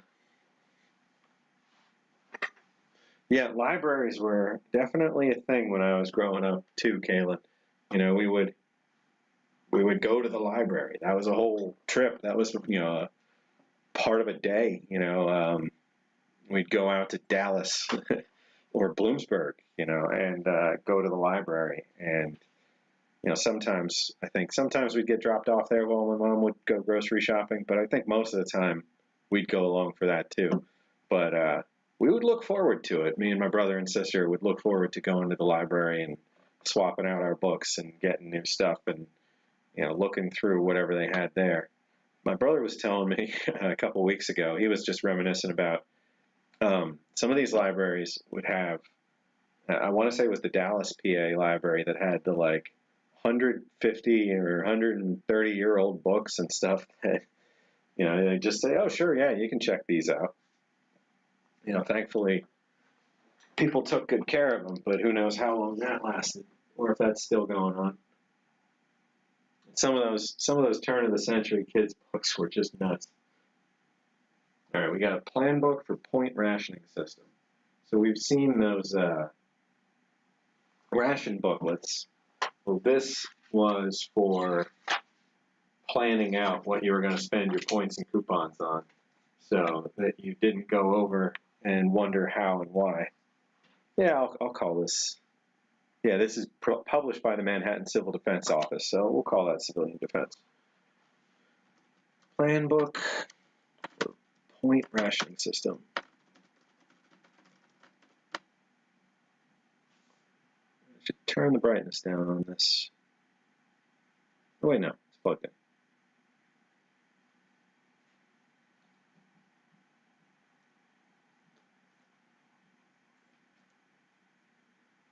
Found a firearm cleaning kit pouch for Alice gear.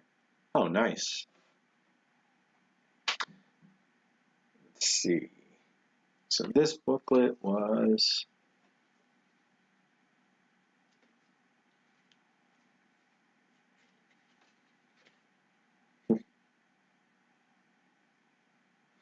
I like this. The quotes on the inside and back. Lean liberty is better than fat slavery. And equal rights for all, special privileges for none. This is a good Jefferson quote. I'm not familiar with John Ray. I'll have to figure out who that is. Okay, so this is 1943, this booklet.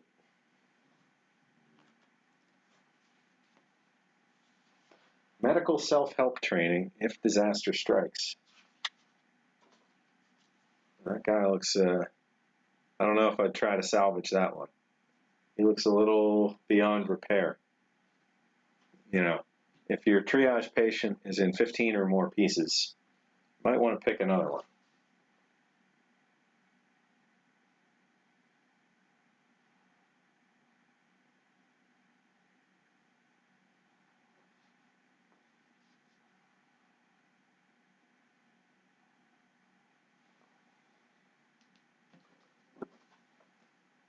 If disaster strikes and there is no doctor. It's a long title.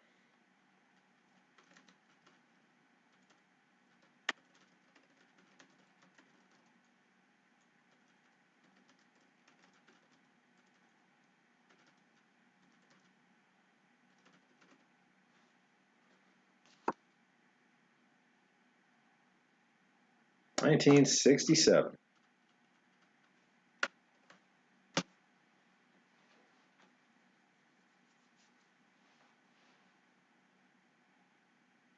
Keep looking at Polish ration books and cards on eBay.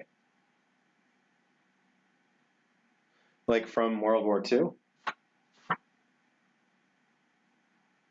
See, next one. What are you doing about civil defense?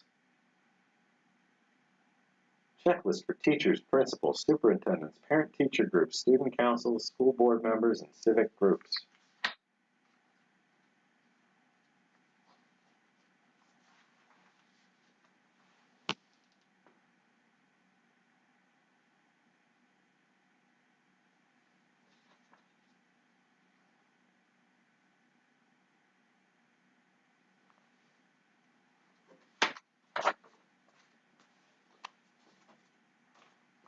Get that toe tag book. Better write this down.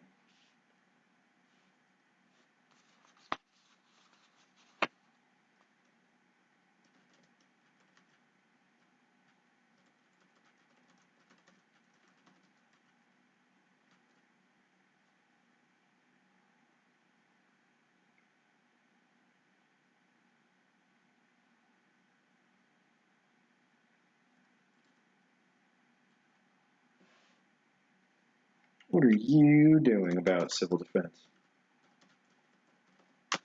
All right. Civil defense emergency medical tags.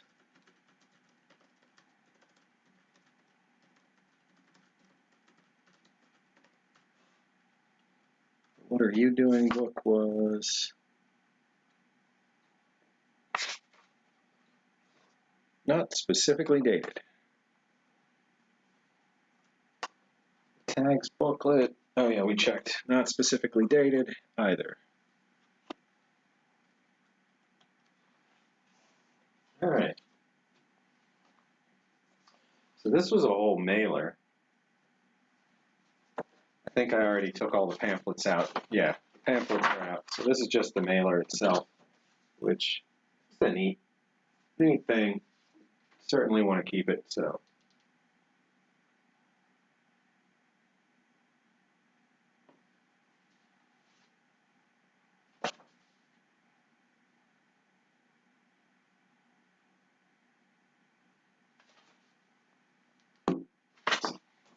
Colombian Natural Class Company, okay.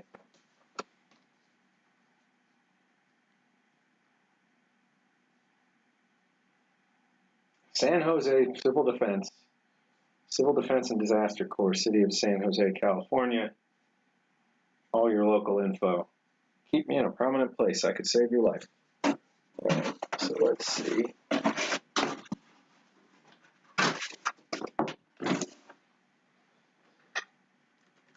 City of San Jose Civil Defense mailer.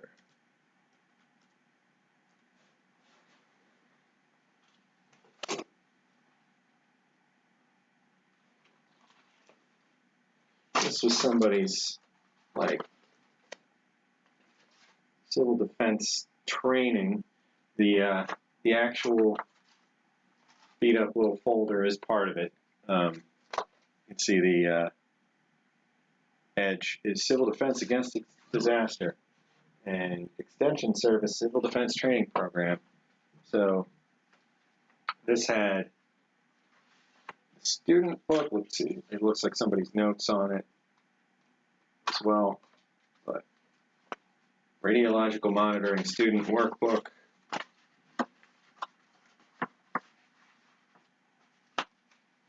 Sample quiz.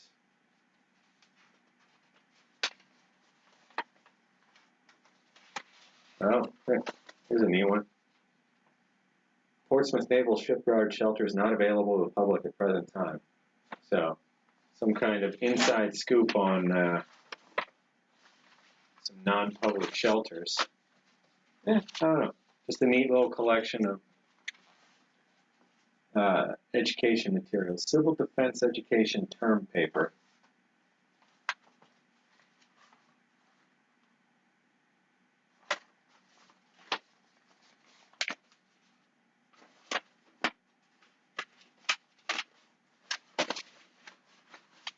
Yeah, I'll keep all this together. It's there. Just like a overall education course. Some materials from it.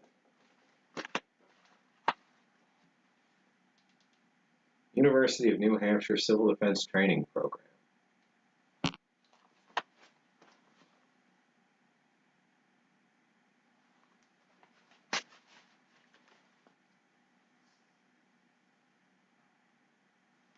All right.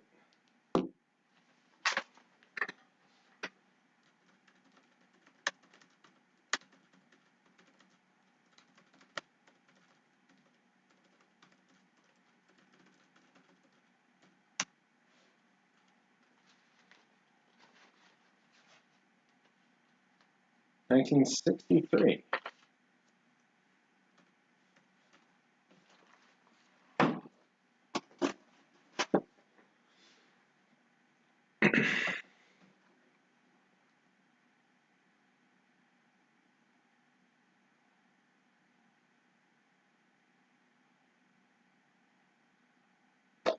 See, bus stops waiting at the bus stop with the Yellow Jackets. Now, the Yellow Jackets, the band, that'd be good to wait with. Some good freeform jazz, jazz fusion.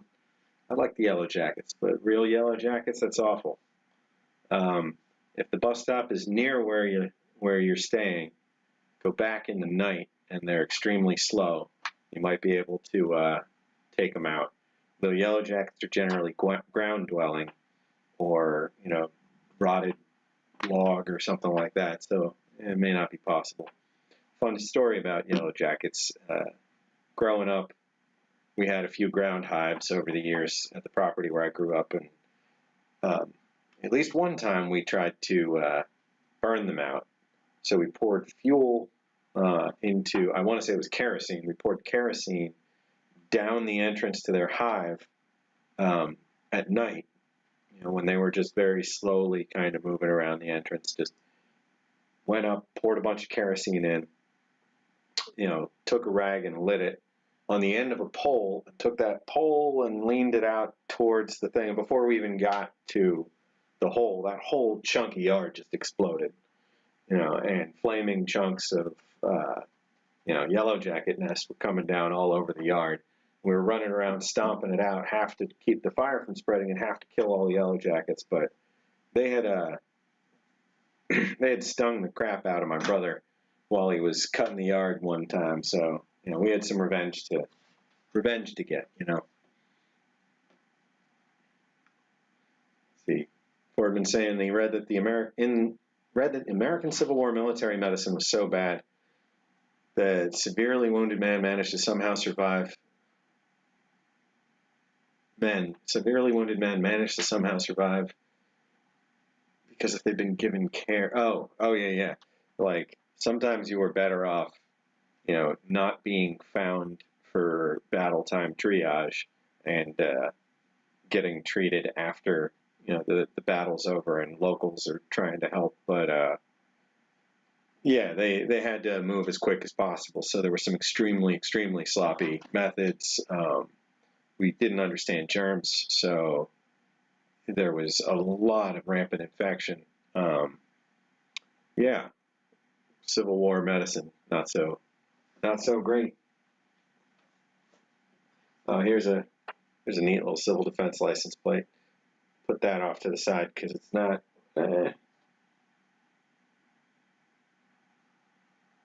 Yeah, it's not a book, so, or paper library material.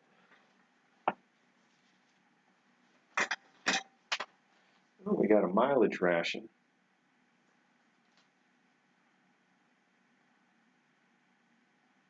To save tires, drive under 35. Yeah, drive everywhere under 35 miles an hour. Is this trip really necessary?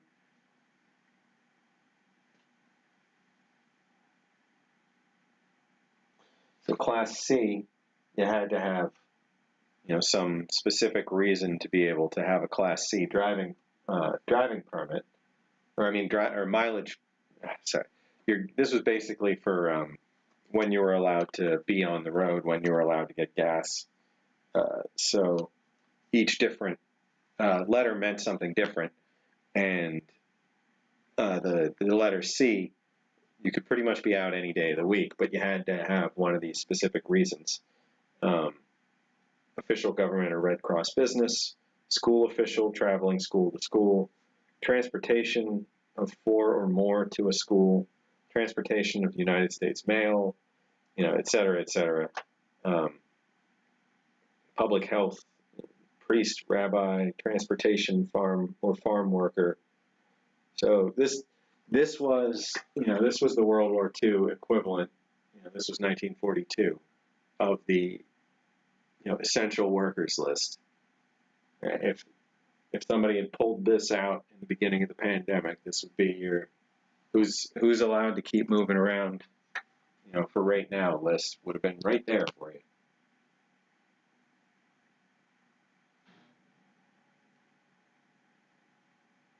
Granted, it's not like I was trying to, flaunt the rules or flagrantly disobey or anything, but through this entire time, if I need to drive somewhere, I'm driving somewhere.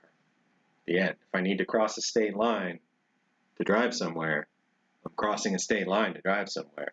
It's not like these invisible magic lines ever existed. So, the border, if you live 20 miles from a border, sure, you can drive 400 miles in that direction, stop in every town along the way, and that's completely fine. But if you drive that 20 miles and cross the border, you've, somehow increased, the chances of disaster for everybody. So that kind of stuff was just nonsense. And absolutely nobody was stopping cars and reading those, tags that people were, hastily slapping together to say why they could be on the road. It was just, it was a little nonsense in that sense, at least. So let's see, mileage, ration, C, 1942.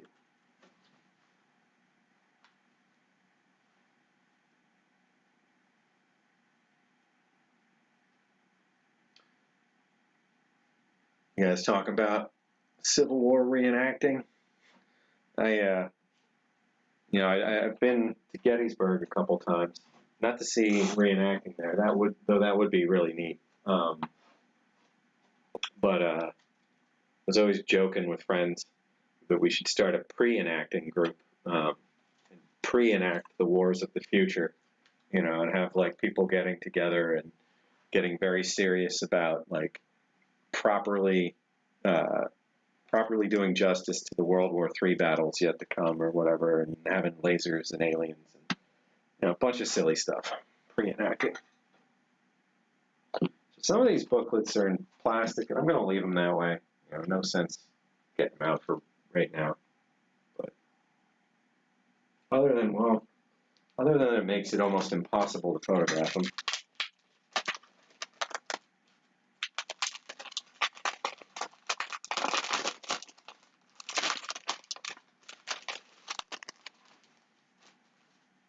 In the long run, I'm going to need binders for all of these to keep them separate.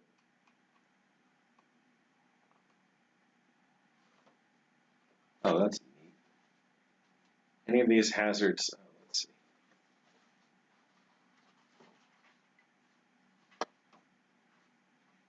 It says any of these hazards could cause a fire that would burn the house and endanger the family.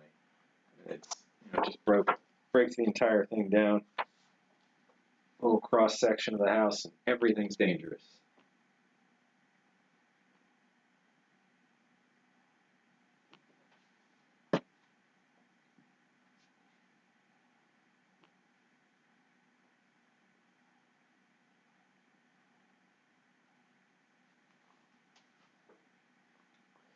Fire defense, Chicago metropolitan area, 1942.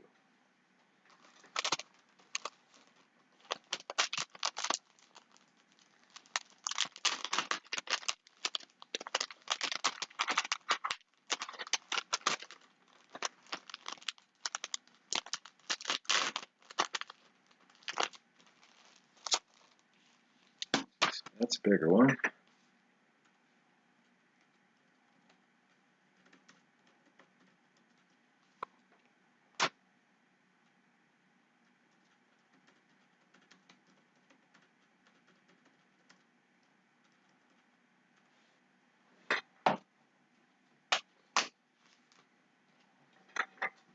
All right. We got some Mr. Civil Defense comics. 2 of these. I'll take both of these out.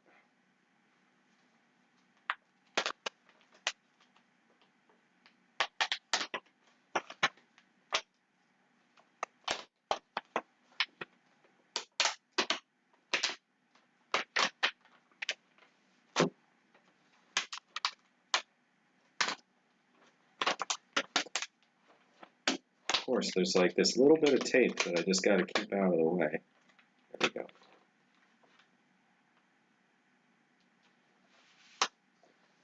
Got 2 of these. As far as I know, they're the only 2 that they made. Mr. Civil Defense, which I don't know if anybody watches the Instagram account, but I put up some pictures of a Mr. Civil Defense engraved plate, the master plate that then they use with a little machine that like translates larger movements to smaller movements for engraving Zippos. I was at the Zippo factory last year in Bradford, PA, and you know, spotted Mr. Civil Defense in one of their displays and took some pictures and shared them. All right, so we've got Operation Survival, and we've got natural disasters. If anybody's aware of any other Mr. Civil Defense comics, please send me whatever details you have. Definitely always interested and looking to expand.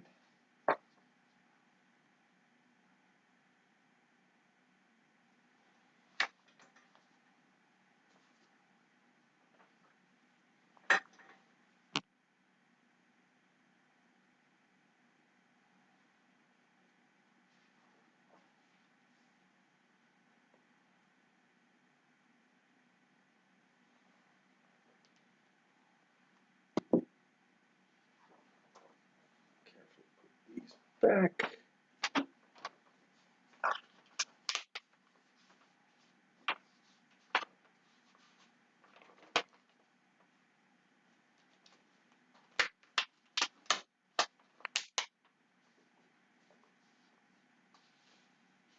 Oh, Call of Duty Modern Warfare is the pre-enacting. I think you're right.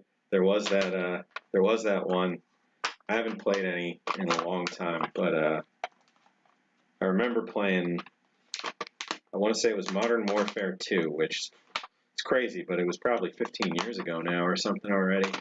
But where like Chinese invade like New Jersey or something, or like it starts out like, yeah, you're in like a suburb of New Jersey and you're getting you know, parachuting troops coming in like, you know, Red Dawn style, fighting in and among the suburbs. Let's see, Mr. Civil Defense comic, operational, survival, 1957.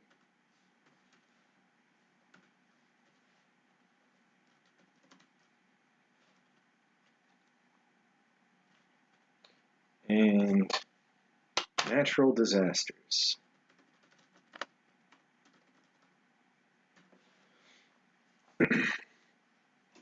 Okay. We have barely scratched the surface on this box. Let's see, it's 5:30 already. Holy heck. Been digging through this box for an hour and a half already somehow. All this stuff is too big, too small, too something for the space. Let's see.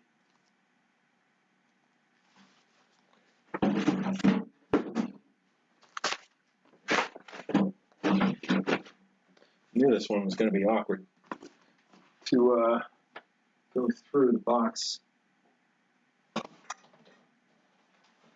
I'm going to take out this next stack, put it down upside down, and then work from that so I can put them all in order, and then we should be pretty much on track.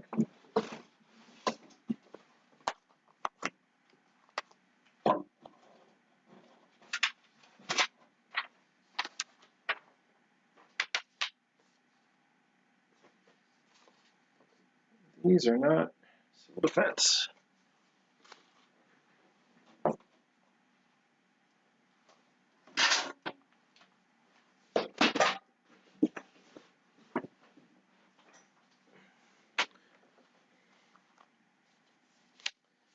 This stuff all over the place. Okay. Played Modern Warfare 3 on the Wii. Oh, neat. I remember the Wii. I like that system. Very active. There's a lot of dust in this room. Just noticing, you know, like without really doing much, my phone's just picking up dust pretty constantly. All right, so this is an instructor's guidebook for training drivers for civilian defense.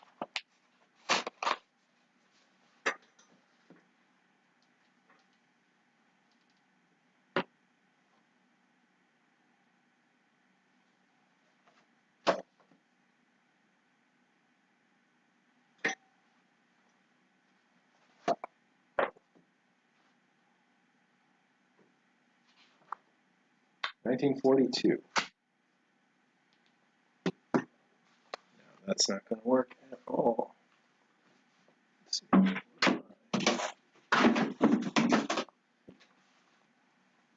There we go.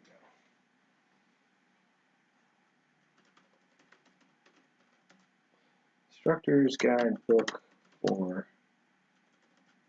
Training Drivers for Civilian Defense.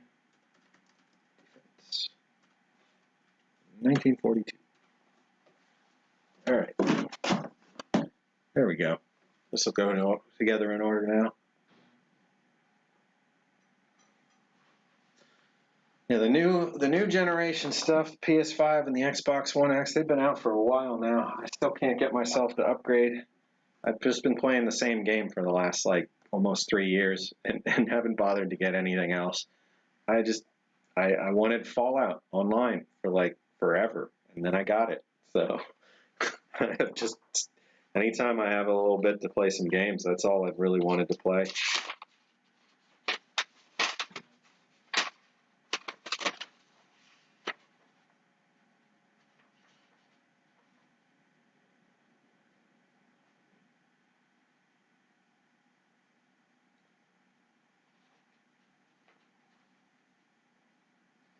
So let's see, this is some letter in here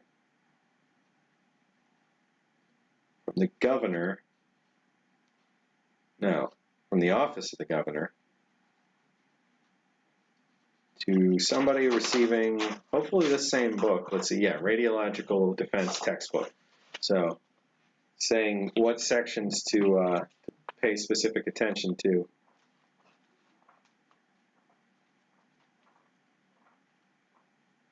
Yeah, this looks like a great manual. Radiological Defense Textbook. So a lot of this stuff in part of the collection is like training and teaching materials. And again, for anybody that's watching, if there's anything that I'm going through that want me to stop and show in more detail, please call it out. Otherwise, I'm just going to keep taking pictures, writing titles, and continuing on. You know, this is the meat and potatoes of the cataloging. It's just there's hundreds of items that have to make it into this database. And if I can tackle, you know, a chunk like this every week, we'll get there. You know, we're down to the last like 15, 20 boxes after this, so we're getting there. There's at least one other box of paper goods like this that's going to take, you know, a good long while.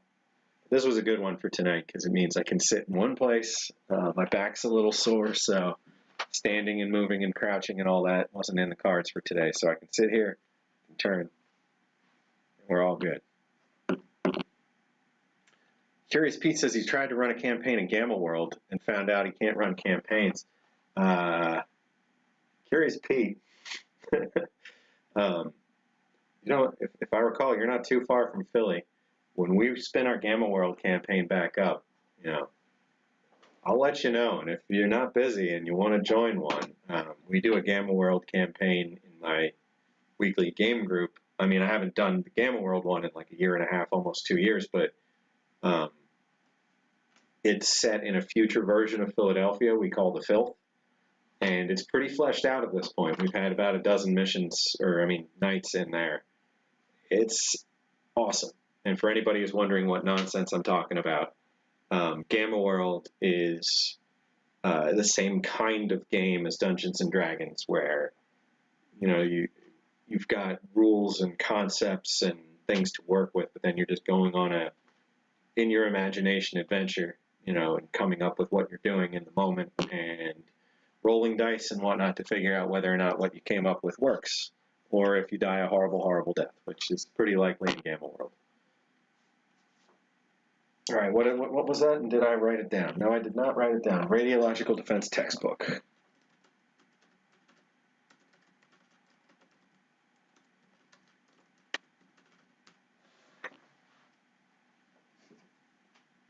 Yeah, I've yet to try and run any campaigns myself. I'm not a game master, though I will eventually give it a shot. I had a game set up to do Tales from the Loop with a bunch of friends right before the apocalypse, and there were some cancels. I was like, oh yeah, no worries, let's just postpone, we'll do it in a week or two. And then that was it. And that same group, some of them moved.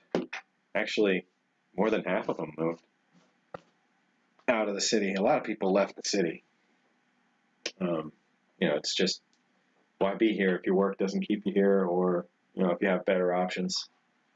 Shelters in New Homes is this book, before I keep rambling.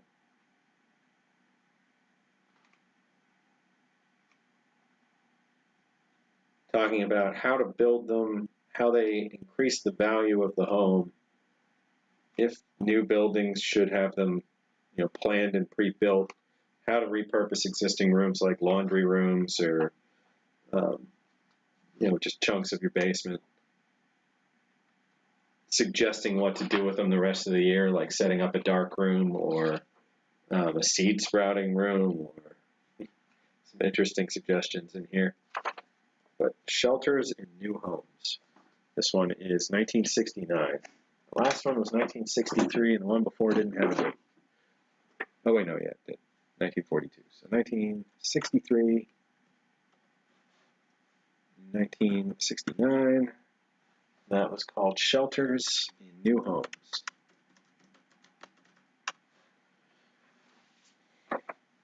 Civil Defense in the Textile, Apparel, and Related Industries, 1970.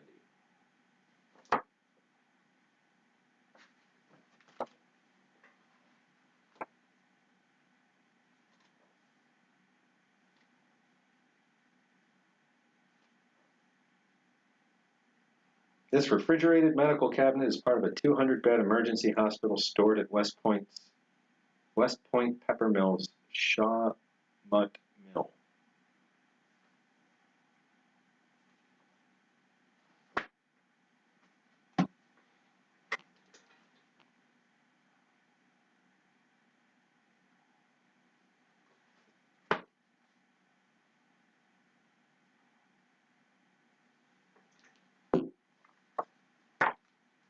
Civil defense in the textile, apparel, and related industries.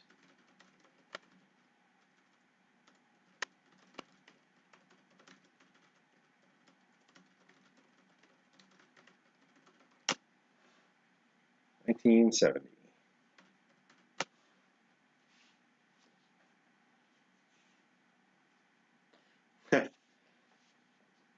Yeah, I get you, Fordman, saying that they thought about D&D and then read the rules. See, you could go my route and just not ever read anything and hope that your game master and the group are kind enough people to carry you until you just kind of figure it out in the moment as you're going. And then these days, you know, the companion apps that you can get for like cell phones and stuff, they take the need to remember and need to do math out of it, which is nice. All I want to do is roll the dice and say, what do I have to beat? Okay, I got a 17, you know. Did I die? I mean, it also depends on the game style, whether you're, you know, by the book, super rulesy, or if you're just having fun and, you know, and playing imagination time. Civil defense in the minerals and solid fuels industries. I love that logo on the back.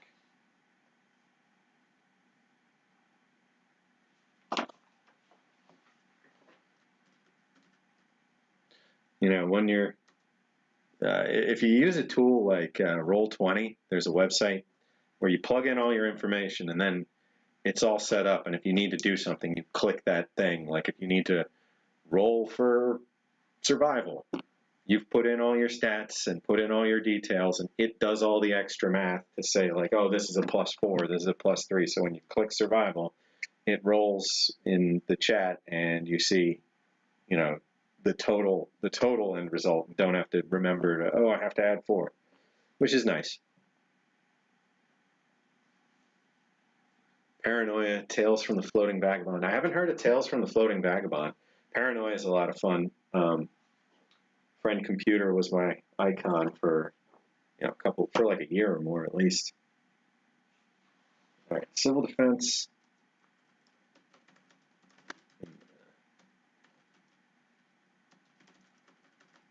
Minerals and solid fuels industries. This is 1964. I just like those kind of games. You know, they make you think. They keep you constantly engaged.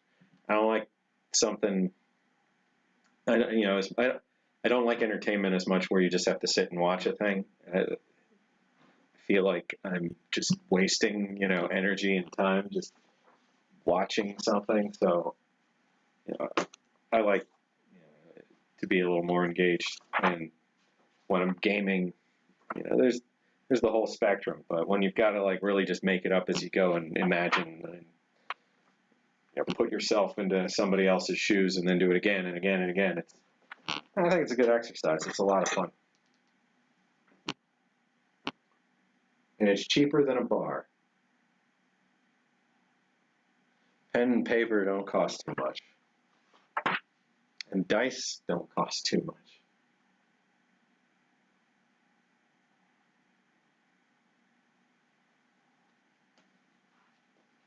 So this one is, now it's time to prepare for hurricanes.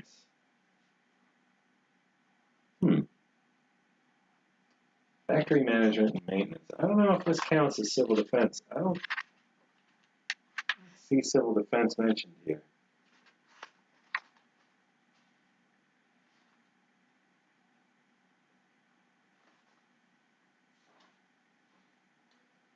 I think it's close enough for now. We'll count it. 1956.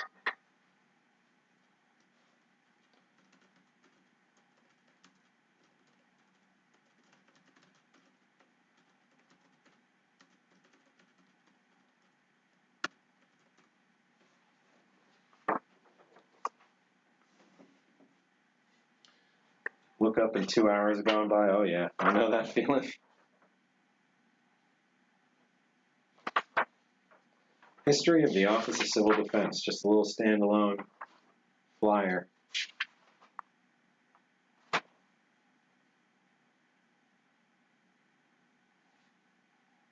University of New Hampshire Extension Service Training Program. I wonder if this goes with that other University of New Hampshire materials. I'll keep it separate for now.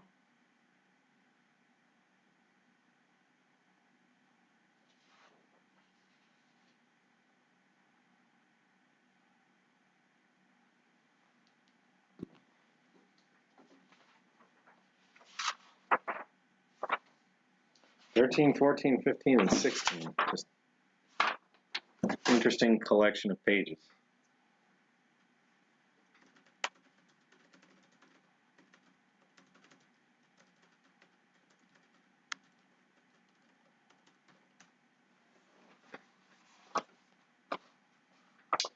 Selected readings for first aid technicians.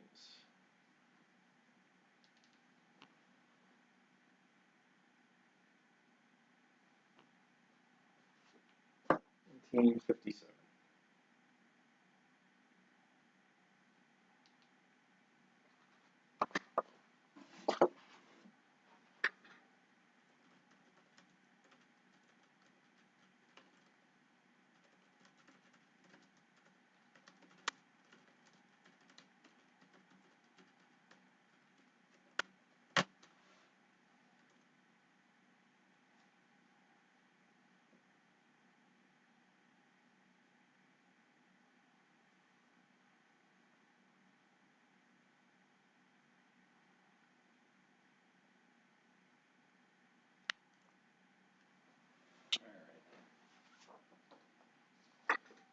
Family shelter designs. Interesting cover. You know, it looks like maybe it was a pamphlet originally or something, but the inside sure doesn't look like it was meant for smaller format. Below ground corrugated steel culvert shelter.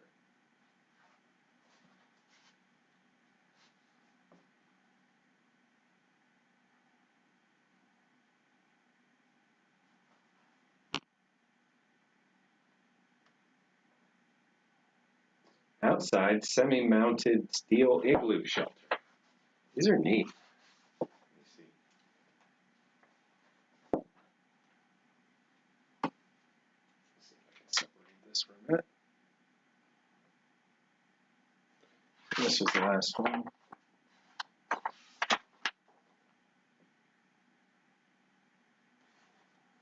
Let's start at the beginning. We've got basement sand-filled lumber lean-to shelter. So this one's a really easy one to put together in the sense that you don't need to modify your house, you don't need to buy a bunch of concrete. You build, you know, a 45-degree angle kind of mounted, you know, wall where you crawl in underneath. You know, this would be for during the actual blast, and you fill it with sand. It'd be better to have that than nothing. If you hear an air raid warning and you run into that, you know, you stand a better chance of survival than just leaning against a wall somewhere. Basement corrugated asbestos cement lean-to shelter. And what I just said about you being better off, this might not be the shelter that fits that pattern. This one might be not so better off. Let's crawl into the asbestos pile, hide there. That'll be fun. Showing just stacking bags on the outside of your half corrugated, quarter corrugated pipe. Basement concrete block shelter. Pretty self-explanatory. You know, it's got a wooden frame, plywood layer, you know, looking at a double block layer up top, you know, giving yourself like 6 inches of 6 inches of concrete as a barrier is equal to probably a foot or 2 feet or 3 feet of dirt, something to that effect.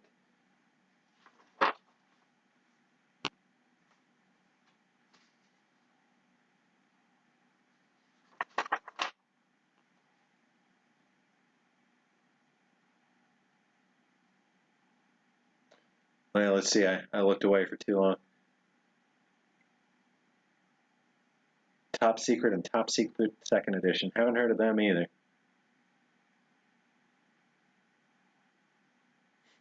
Oh, you were the guy that borrowed all the books. Oh, I get it.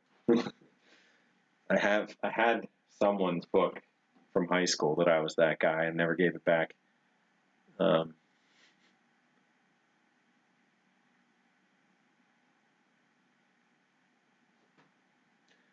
Yeah, well, air raid sirens, I mean, these days, you know, people would probably just ignore them along with all the other noise in the world. But yeah, we should probably get some civil defense mindedness going again.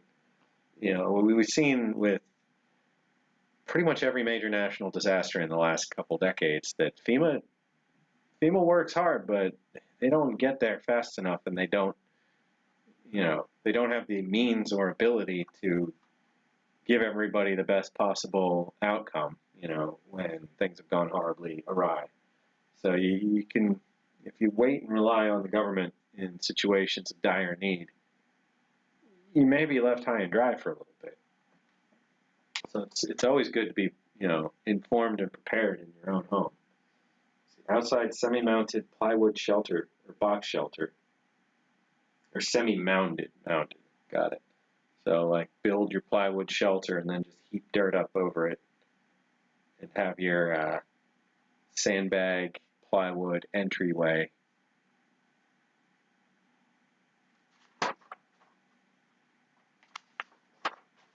There was the below ground corrugated steel culvert shelter. So we got a corrugated tube with a piece of corrugated metal at each end, a smaller corrugated tube leading out with stacked sandbags that can be removed as the entrance filler. Oh boy, just imagine staying in there for a week with your knees up. Still better than nothing, as long as you don't line that with asbestos. Outside semi-mounded steel igloo shelter. Now this is getting to be where it's getting a little ritzy. You know, you're going to have to buy something special made for that instead of going and finding, you know, some standard corrugated tubes for culverts or whatnot. Although this might be the top of like, you know, a grain silo or something. I don't know. Above ground, earth covered lumber A-frame shelter. Approachable.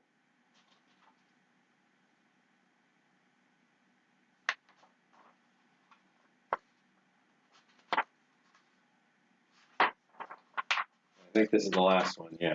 Below ground, new construction, clay masonry shelter.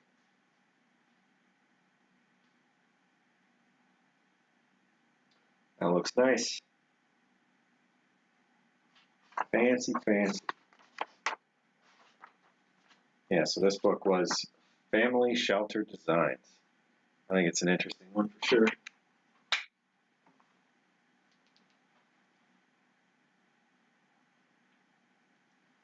Get both sides of this? I think so.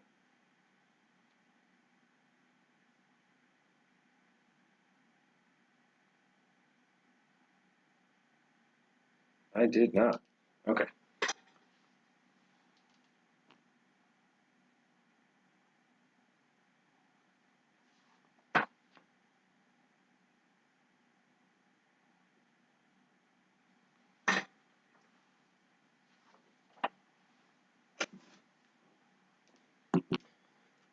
Family Shelter Designs.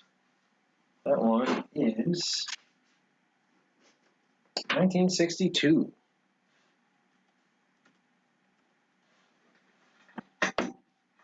Let's see, we're coming up on 6 o'clock. We're about halfway through all this. This may be goes into the next stream kind of pile. And I just realized again that I should have changed this over to cataloging. And I'll be able to change it to chow time if we jump into that in a bit.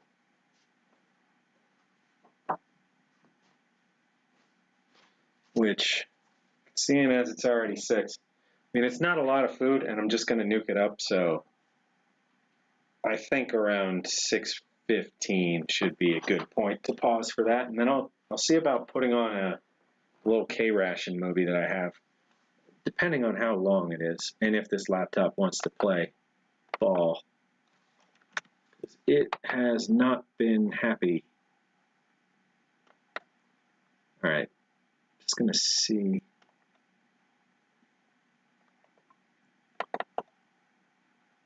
If this starts. Alright, it's 9 minutes, so when the time comes, this should be perfect. Hopefully.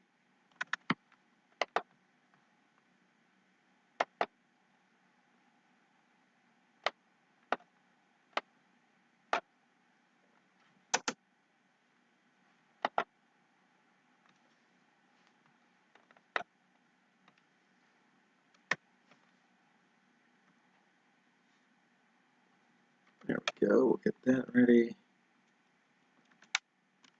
Okay, so that should work when we get to it, the same way that it did last time. Hopefully won't have a whole bunch of headache trying to get that going.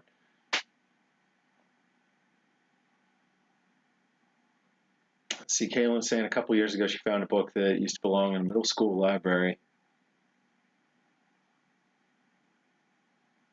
Oh yeah. I could see they probably, they probably gave it away in like a book fair at some point, and it, wandered.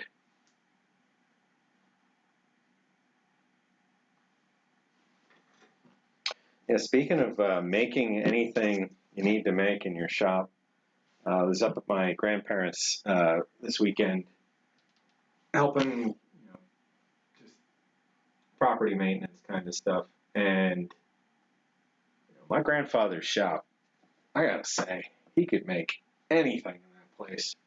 He had so much in terms of like pieces of steel and pipes and plate iron and just looking at his welding setup, like he had a big arc welding setup, but he also had his oxyacetylene setup and all that kind of stuff. He fabricated when he worked at Mack Trucks, and when he needed something at home, he just made it. He just put it together, whether it was a tool or part of a vehicle or some whatever it happened to be that he needed or that anybody in his family needed, because he certainly built stuff that we used at home growing up. And if anybody threw anything away that or was gonna throw anything away that was solidly useful, it would end up in his shop in terms of like electric motors and gas motors and carburetors, radiators, fuel pumps, all kinds of good stuff. And when he needed to build something, he went and he built it. So let's see, Civil Defense in the Classroom, a Handbook for Teachers was this last one.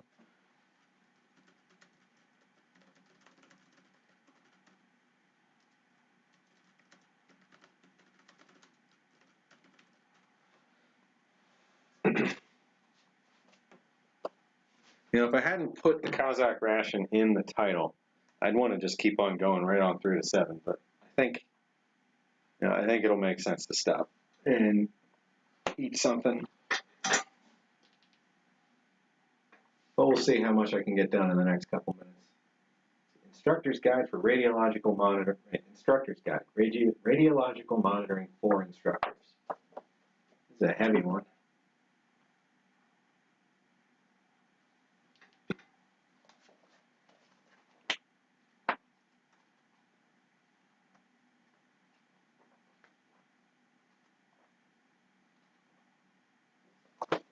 Very dry.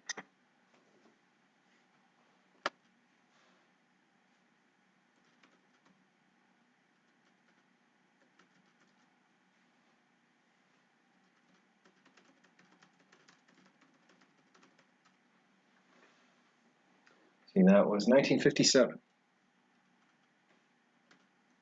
And the Handbook for Teachers was 1955.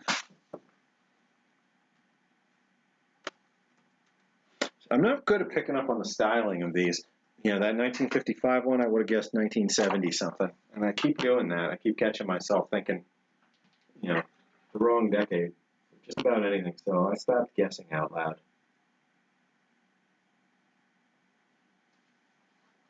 Basic facts of radiological survival.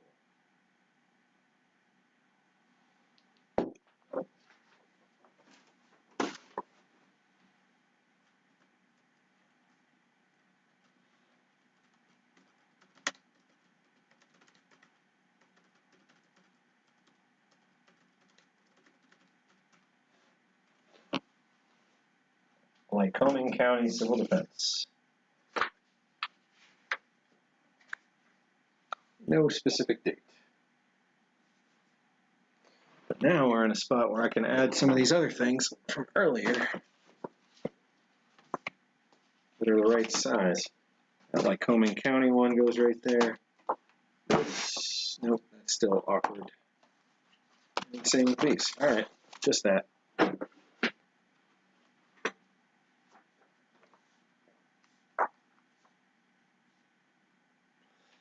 You can buy coal online. You can buy sacks of coal.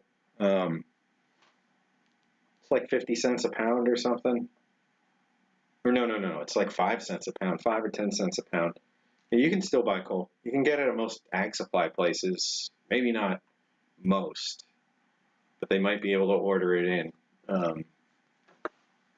Coal's still around.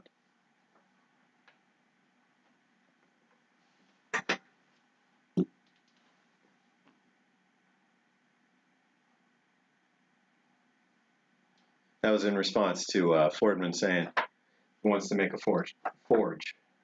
Not sure if he can find coal. Just realized some folks don't see the chat, and that would sound pretty crazy just to randomly start talking about coal. All right, so this was peacetime radiological incidents. This sounds interesting. Interagency Radiological Assistance Plan, Organization and Plan for Interagency Operations, Radiological Emergency Procedures for the Non-Specialist, Atomic Weapon Accident Hazards, Precautions and Procedures.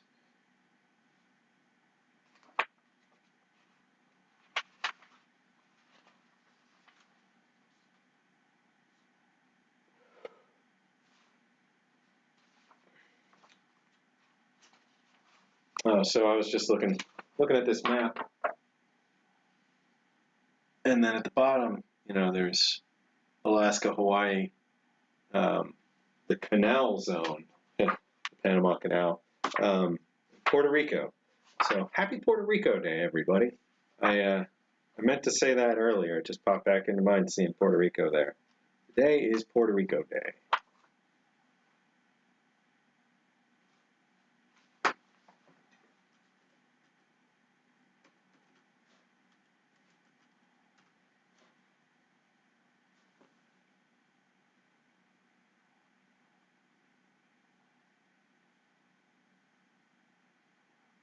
Or at least in Philadelphia it is. There's people with signs and all kinds of stuff going on. Maybe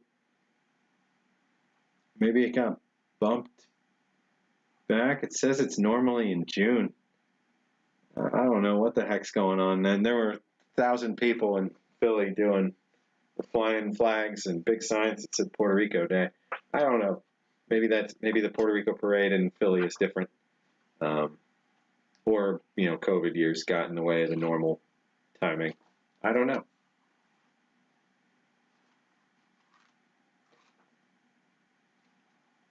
So this is pretty much like civilian broken arrow training. You know, because things have happened over the years.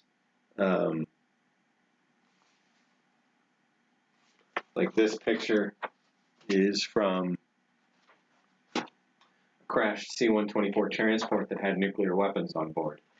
You know, that had to be properly responded to and cleaned up.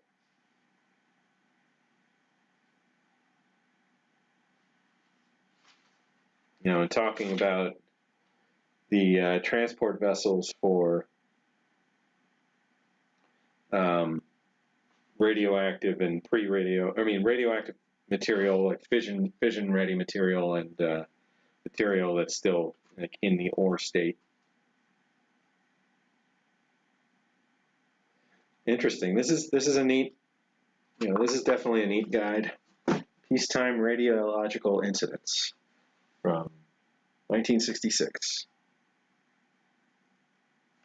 Did I get the date on that radiological survival one?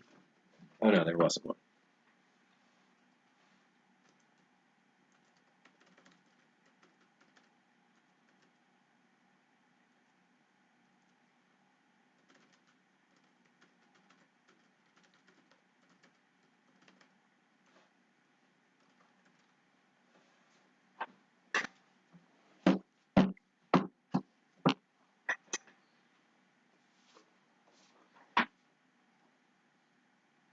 Instructions for filling the civil defense water storage container.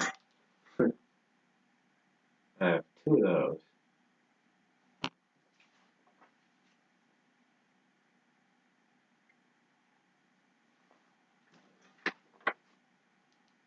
(1962).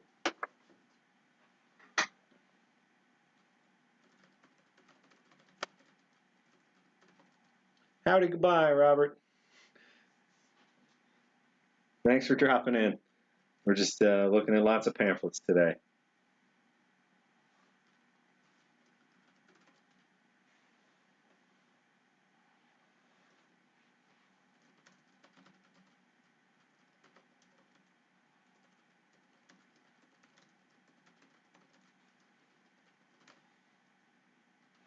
All right. That is 1962.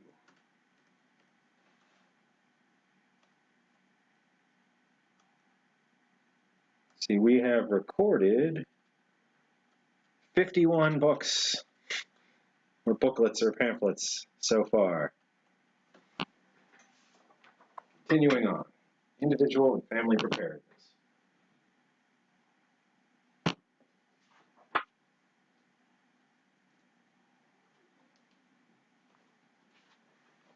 This is 1959.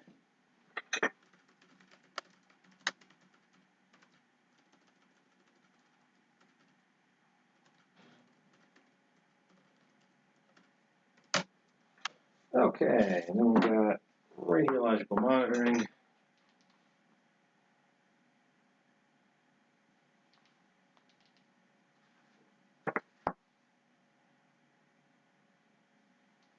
(1957).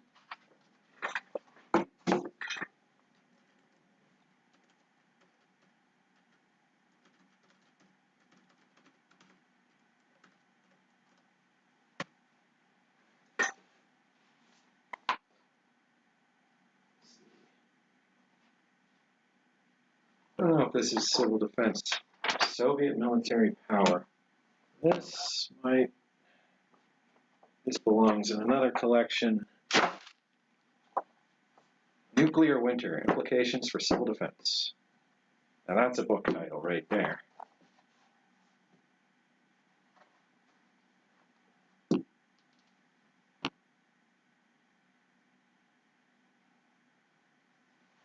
Don't get me wrong, the Soviet military power book is very interesting. It's more general Cold War.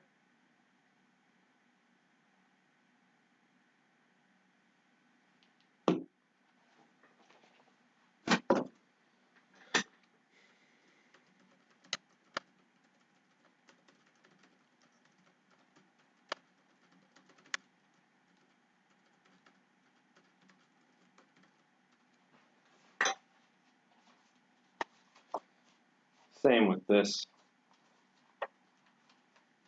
Notes on Communism and the Cold War. This is a really fun book by the DoD.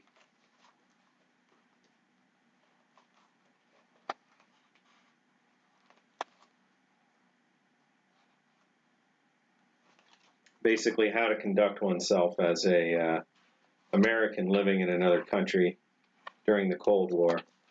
what are topics to steer people towards? You know, who do you try to make friends with and contacts with? You know, how does your family help you with your mission and that kind of stuff?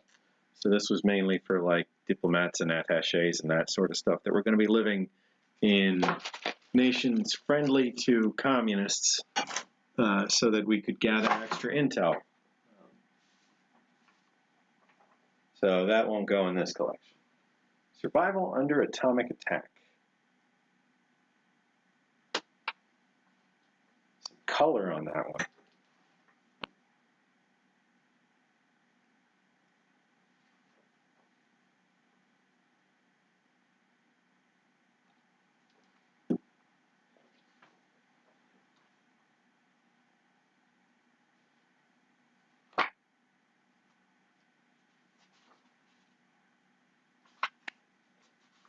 I don't see any dates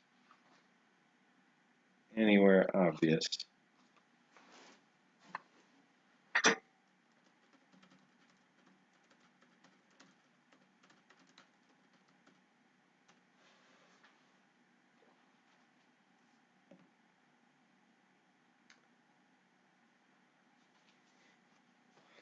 Bus stop. I've been trying to figure out if you were speaking in some kind of color code this whole time. I just realized when you're saying yellow, it's hello, how are you? You know, like hello. I'm just not with it today. Those are civil defense stickers. Put them off to the side. Glass and glass substitutes. Protecting construction, series 1.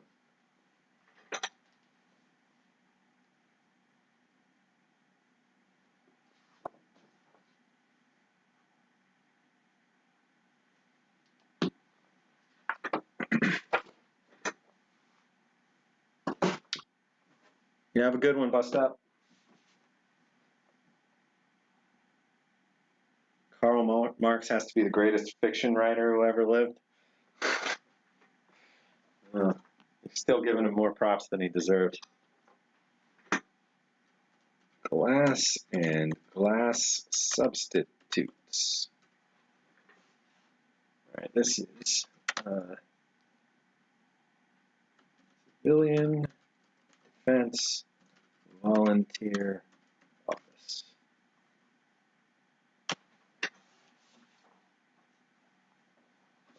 Pictures.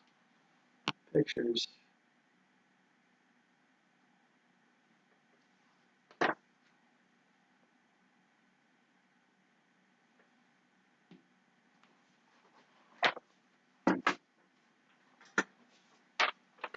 Protection of industrial plants and public buildings.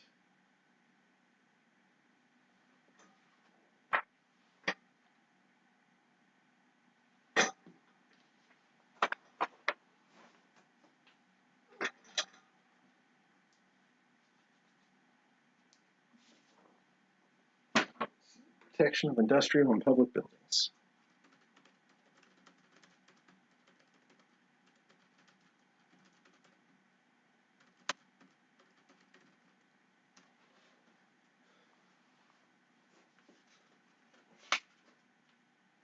$1941 on that one.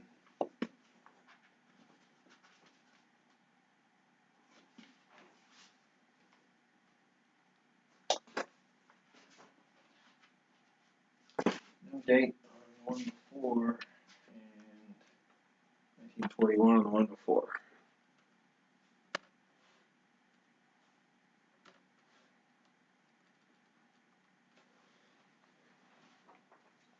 Clay masonry family fallout shelters.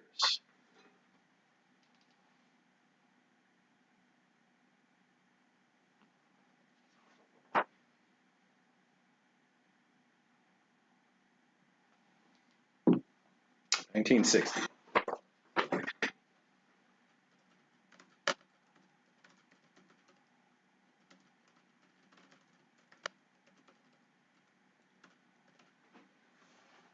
Oh, it's quarter after already.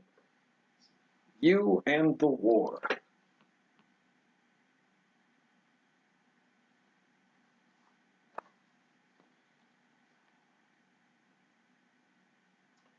This is a really nice looking one for a display. Thankfully, they've made a ton of these, so you can still find them. There's like a leaf in there. Huh. I'll leave that.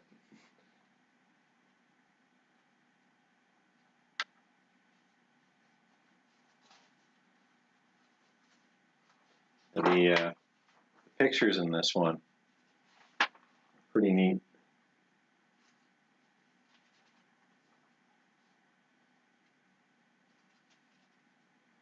Like this kind of picture right here, you know, seems echoes more of like the Soviet Union like farming propaganda pictures and stuff.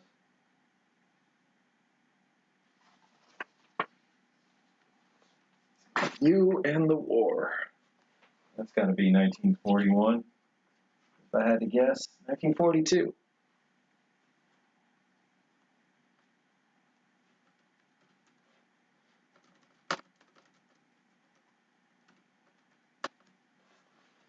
Or was that quote 1942? Let me see.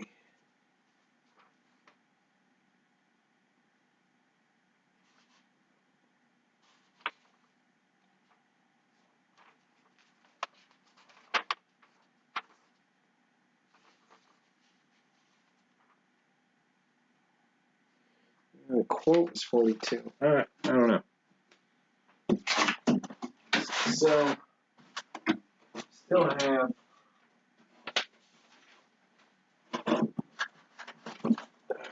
all of this. But that's it. So, I'm going to keep going. We're going to get through all of this, and then we'll see how much time we have left. And I'll probably just go over on time, eating dinner, if we get there. But I just want this box done. We're almost there. I mean, not almost, but close enough.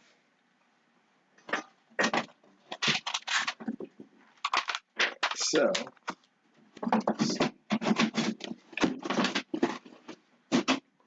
there for now.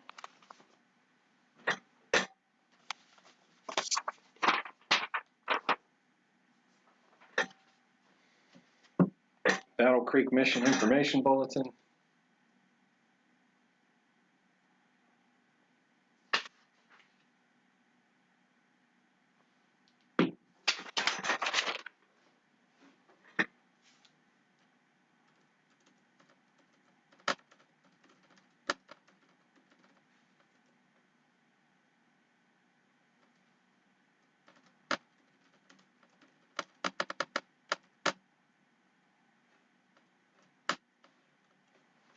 This one is 1960.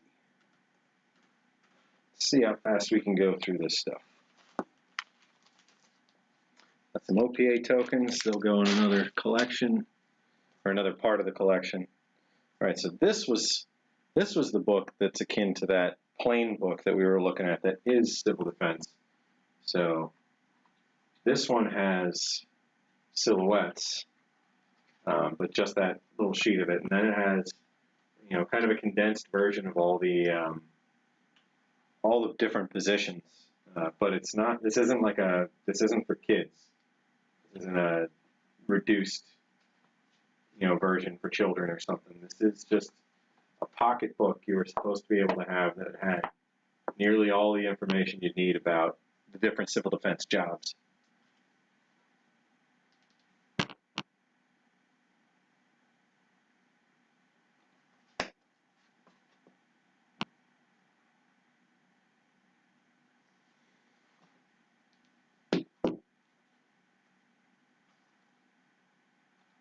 This belonged to someone in Marietta, Georgia, and then someone else in South Carolina.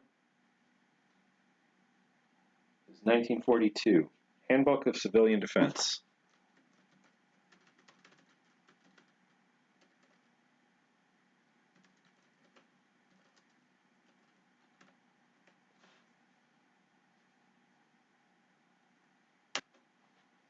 All right, we'll pop that over there.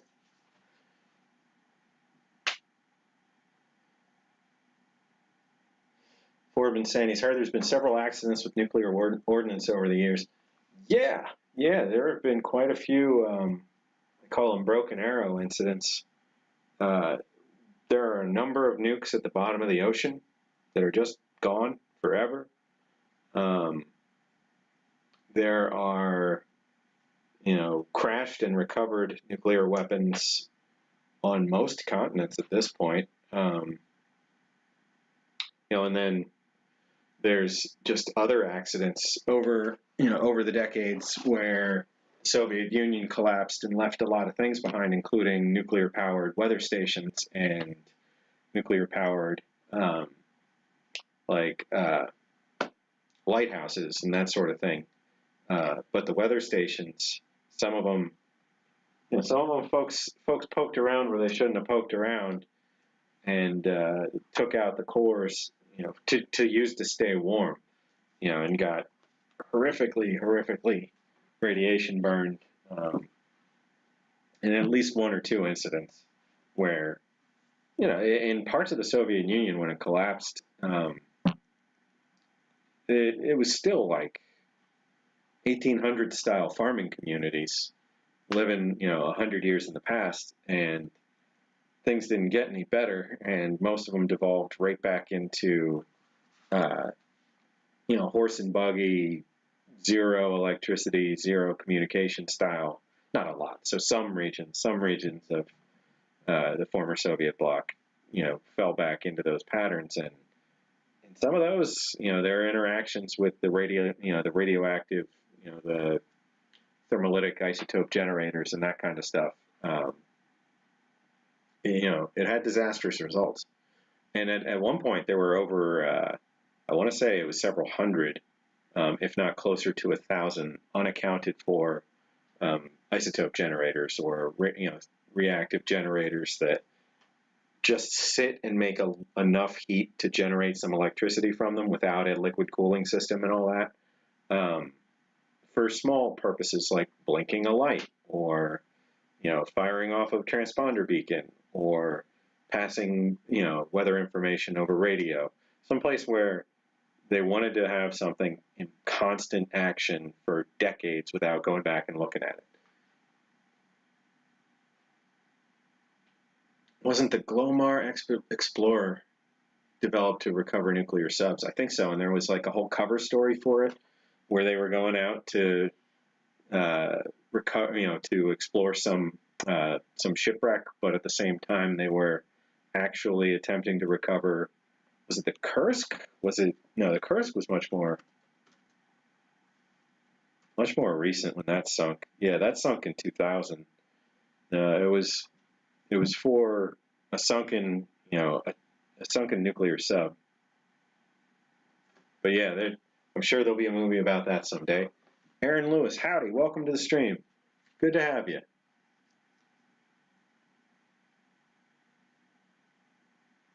The P-38 fighter plane is what the can opener was named after. I think you're right there.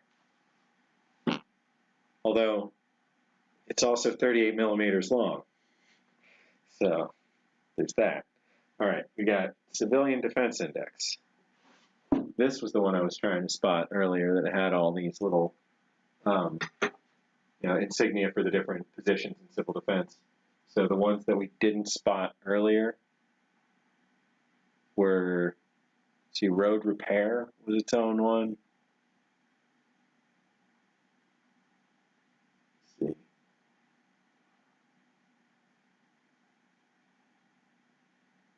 I think we did look at all the rest of them. Road repair might have not been in that list. Rescue squads might have not been in it. Rescue squads was in the book pile. Either way, let me get some pictures of this.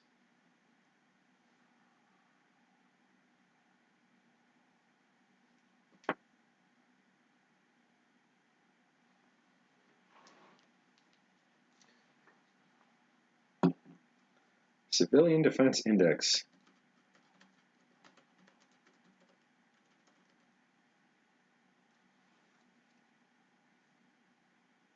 This is from 401 North Broad Street, Philadelphia, PA. The Anchor Packing Company. 1942.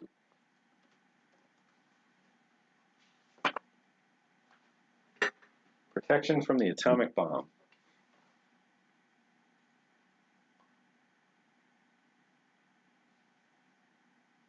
1950.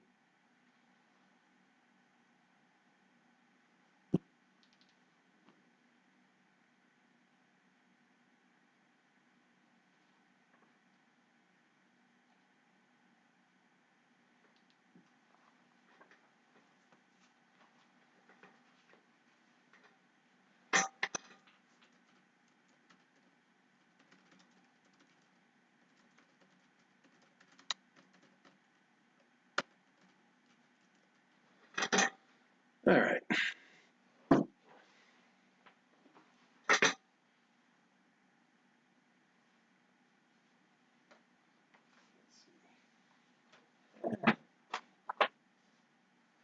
What can I do? Civilian's Handbook for War.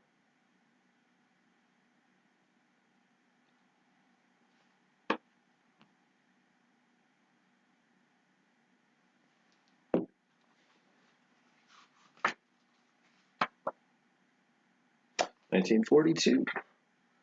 So this is about that size.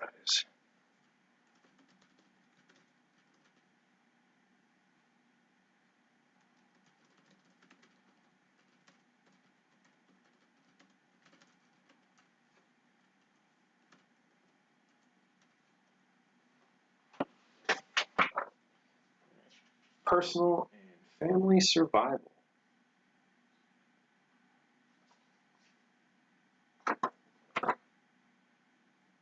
It's a really strange depiction of the U.S. Look at the shape of that. It's like flattened, but also like weirdly rounded up there. I don't know how well you guys can see. There we go. Is that not the strangest angle of the U.S.? And doesn't the Southwest seem a little wrong? Anyway.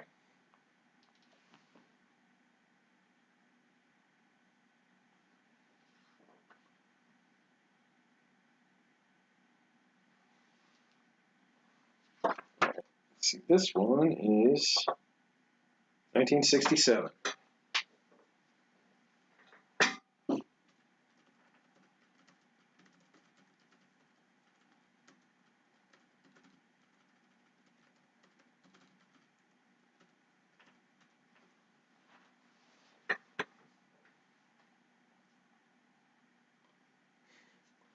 Titanic was found as a cover story for recovering 2 subs. Oh yeah. That's right. They didn't intend. No, not that they didn't intend. It just wasn't the core mission to find to actually find the Titanic. They just got to. That was the Woods Hole Oceanographic Institute. Bob Ballard working alongside the government on that one.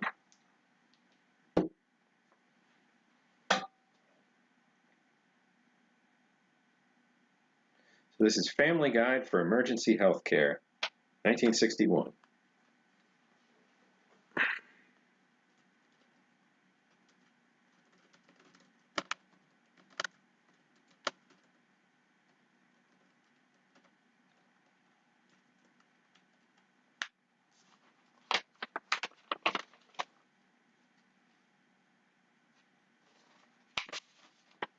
This is some personal letter, but it's on really, really nice civil defense paper stock.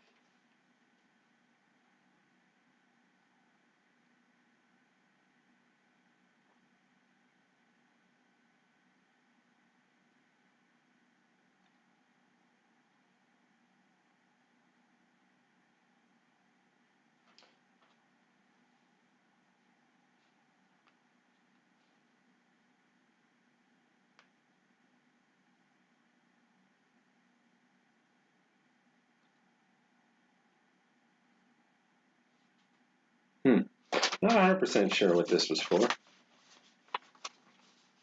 Talking about some upcoming civilian education program. We'll just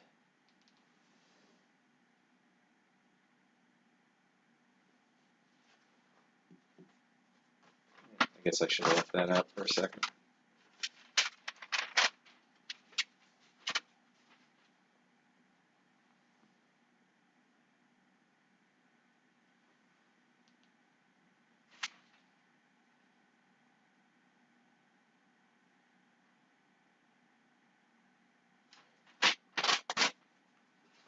Introduction to the Army is the name of the program.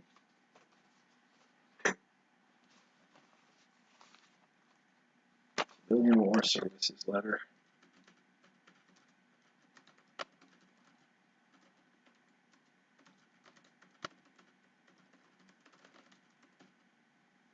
All right.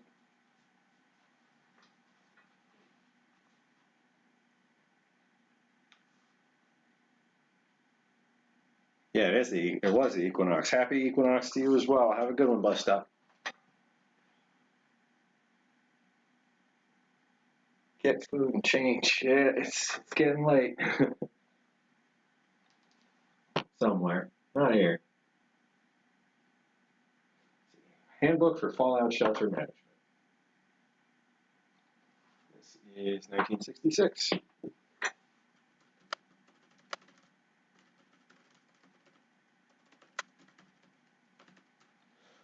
There's a good old movie on running the shelters, where people start to break down and go a little bit crazy,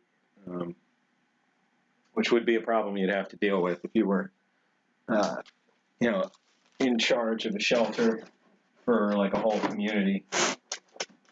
You'd certainly have your easy people and your difficult people. All right, mainly just a big stack of these size books now. Civil Defense Urban Analysis.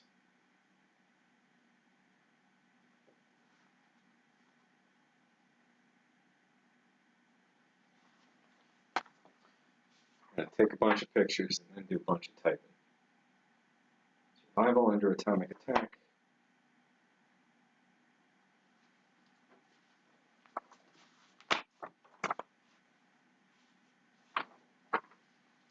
Family Action Program, Home Protection Exercises.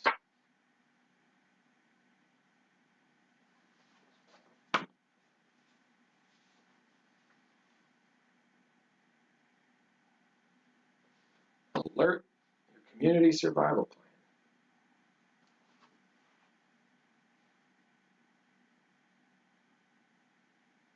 West Covina, California.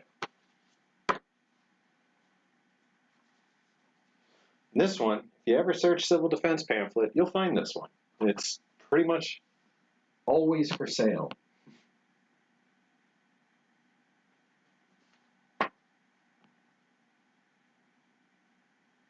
A lot of these are just kind of random ones that I've come across over the years. But some of them are just, they were so widespread that you're going to run into everywhere. Like the specific job training manuals and some of the more common shelter pamphlets.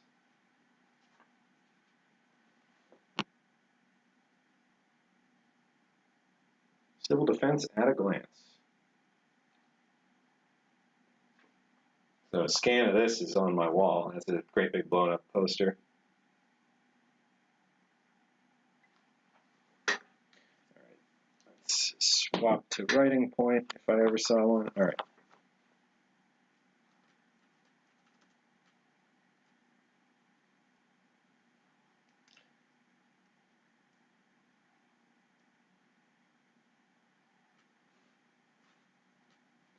Let's see.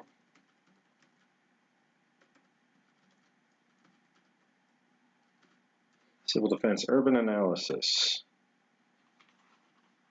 1953. Put that right there.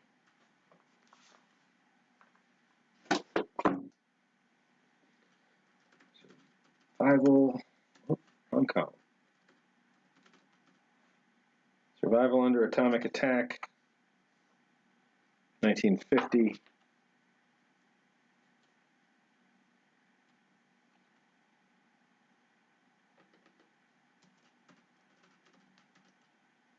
So that really colorful one I mentioned earlier was like, oh, there's a lot of color to this one. That was Survival Under Atomic Attack as well. And it said a reprint of the U.S. government manual. So that very plain one we saw a second ago was the one they did the reprint of, with all sorts of color and pictures and whatnot. Home protection exercises, 1960.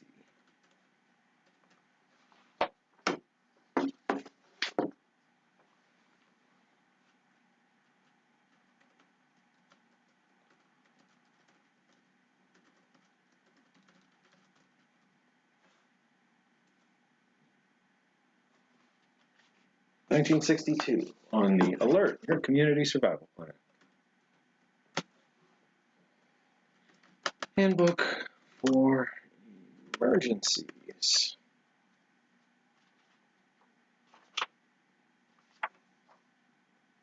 (1960).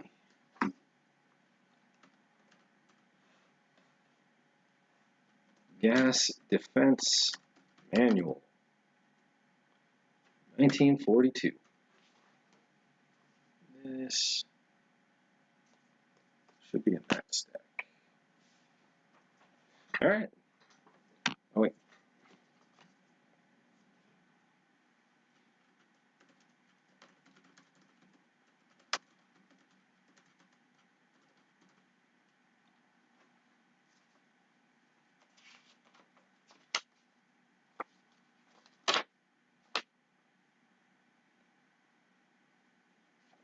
All right, no dates on that little thing.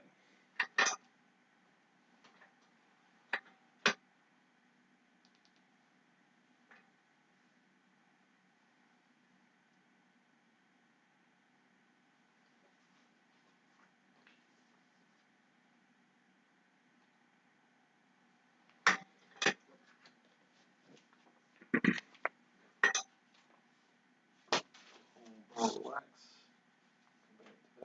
That.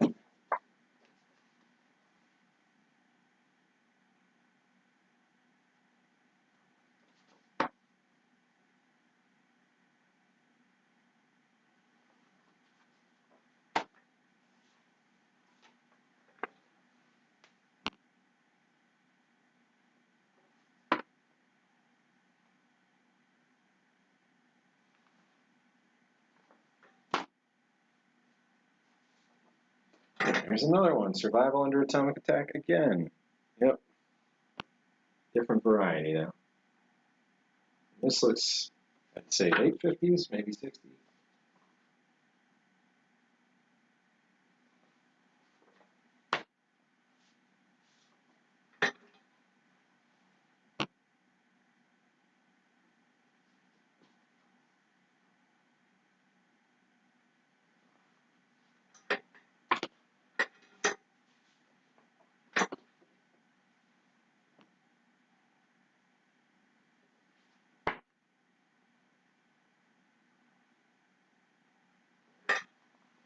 Civil Defense Book for the Parents and Teachers Association.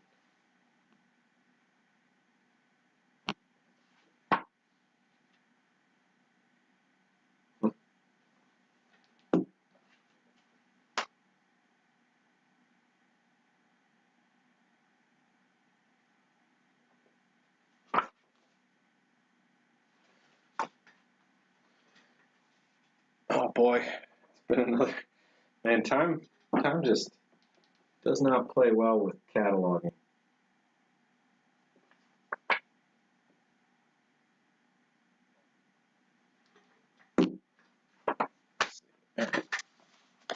These all written in there.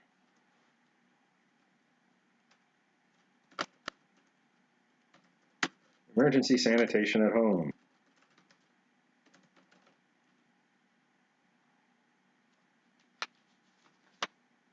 (1960).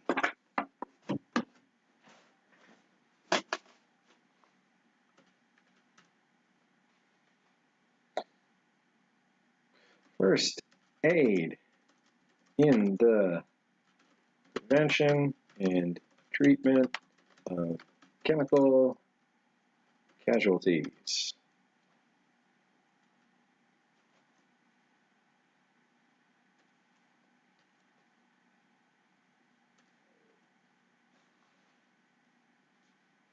(1943).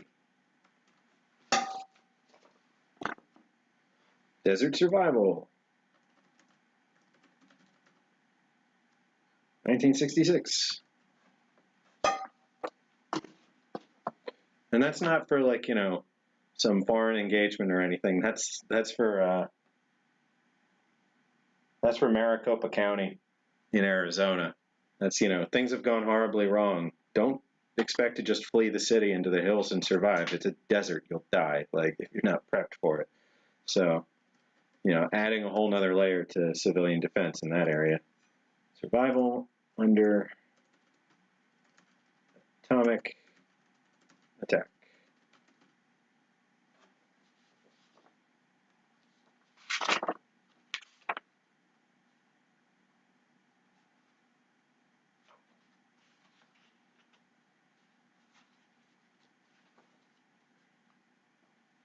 No date. Michigan.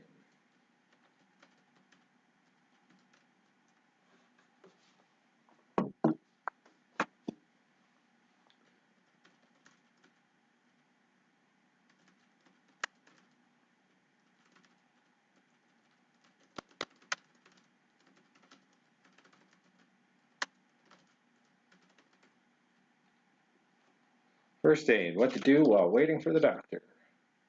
1950. Now realizing that the showing it here and then writing it down is probably more interesting than showing a bunch and then nothing on this area for a while.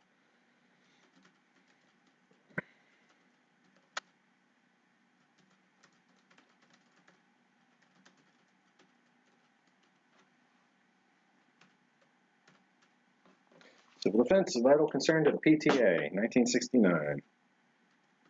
Abbreviations and definitions of terms commonly used in civil defense. 1968. Howdy, Christine. Welcome to the stream. Good to have you here. We are on the tail end of cataloging. Right now we're at 59 or 60. Okay, so 17. So we're on item 84 going in here of this box of pamphlets and booklets and stuff. So there's quite a few things in this realm, which are mostly you know, civilian defense stuff like this.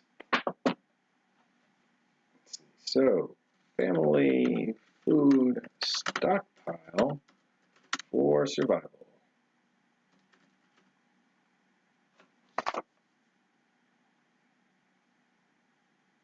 Growth through agricultural progress, 1962. Better living through chemistry. All right, waterworks engineering and disaster. This one's 1943.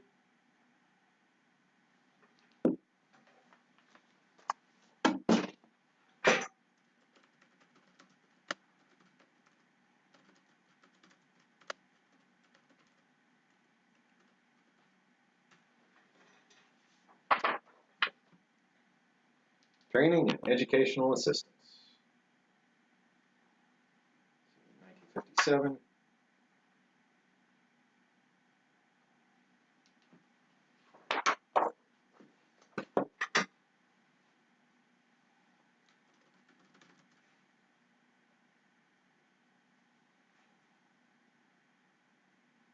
From the United States Atomic Energy Commission. Got it.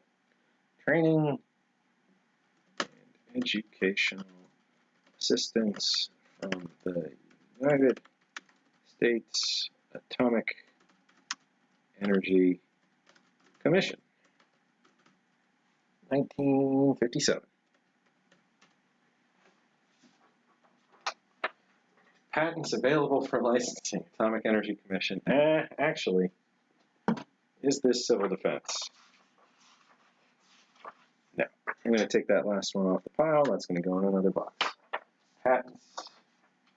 Power demonstration program, advanced reactor projects, question and answers.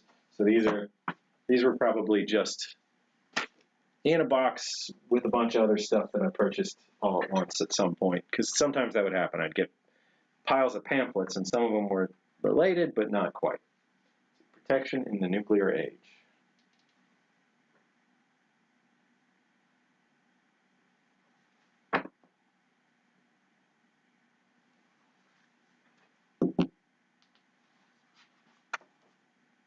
(1977).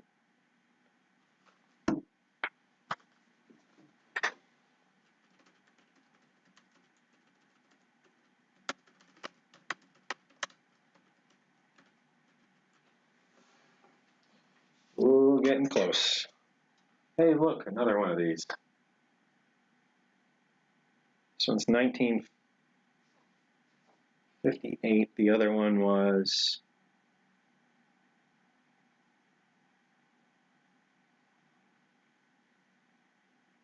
Wait, where was that? Handbook for Emergencies, 1960. Okay, so I'm going to put this up next to that one.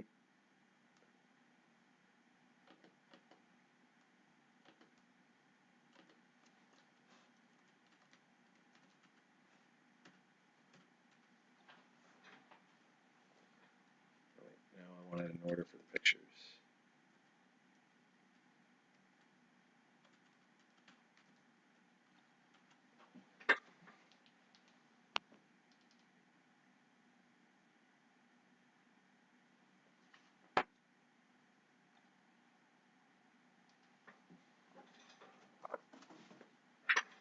That's the first duplicate. That's good, though.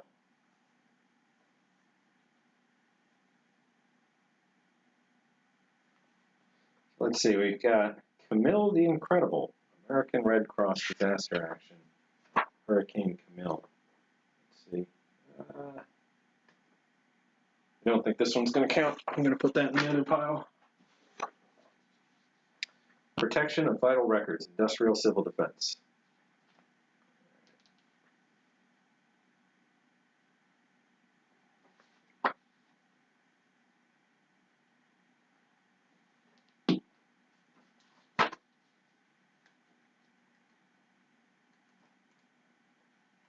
Not a lot to see in that one.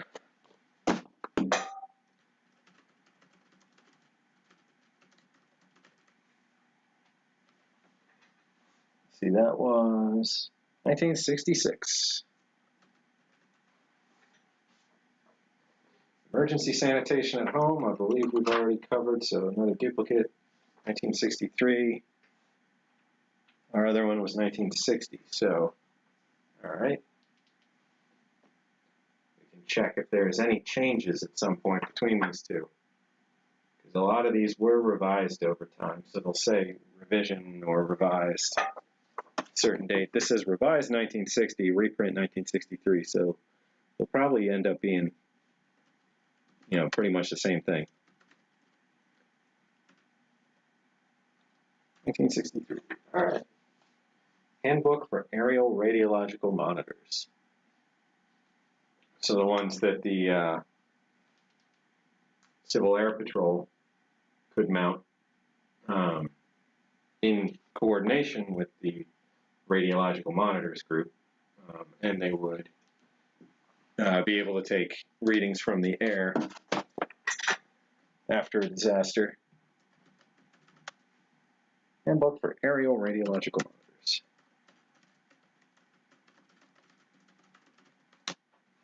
That is 1966.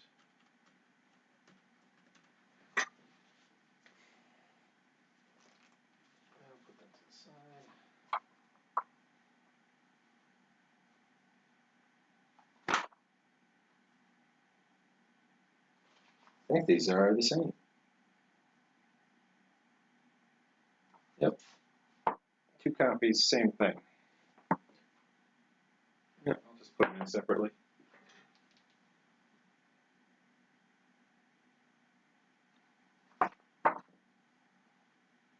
Because they are in different states of, well, I mean, they're in different conditions, so I want to record them separately.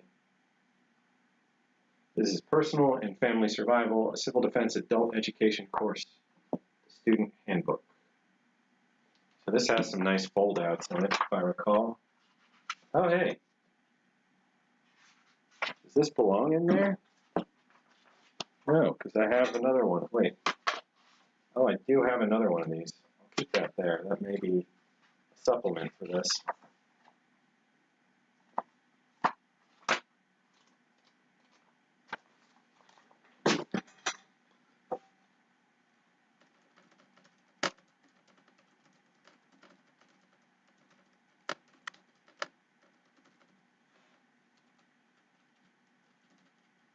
Both 1966.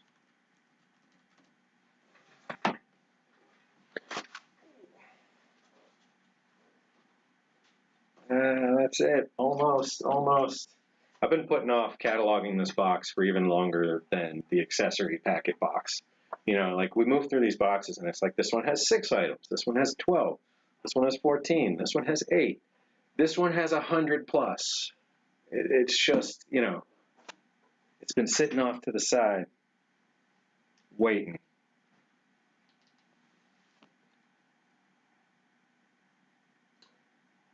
Fire effects of bombing attacks.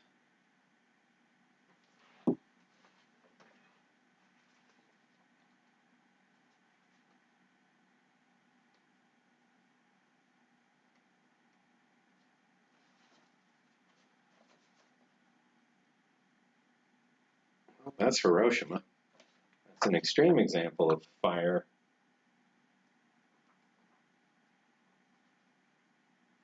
Though Hiroshima wasn't a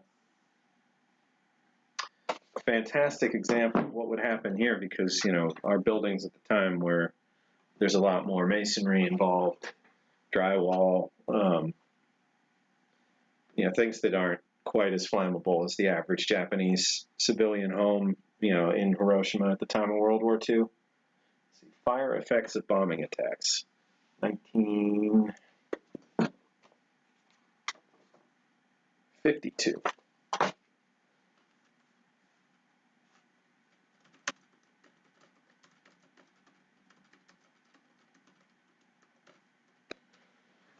You know, and then once we get this list published and all these pictures published, people can reach out if they need anyone to look at any specifics in any of these, because as far as I can tell, some of this stuff is out there in like the National Archives and whatnot, and some of it's not. So we'll want to figure out what's not, get it scanned and get it to them so that they can have a copy too.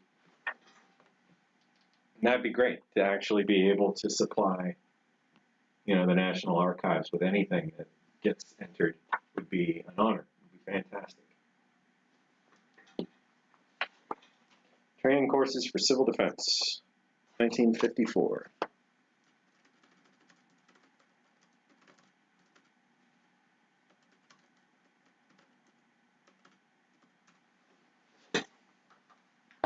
In time of emergency.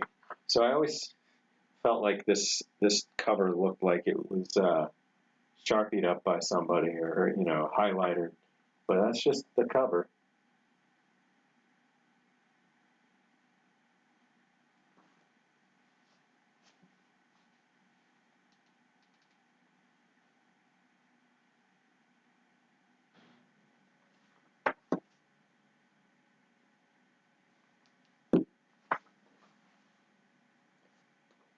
(1968). In time of emergency, Citizens Handbook on Nuclear Attack and Natural Disasters.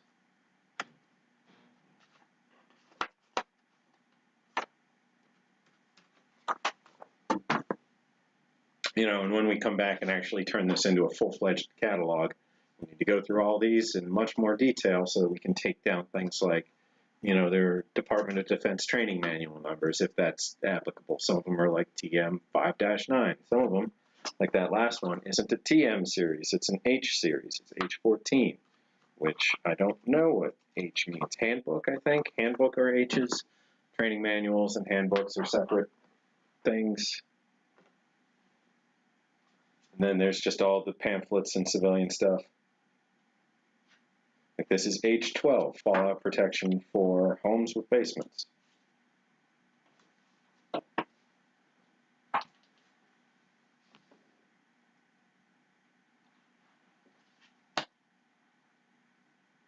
You know, and whatever serial number or book number or anything like that we can get. Fallout protection for homes with basements. 1966.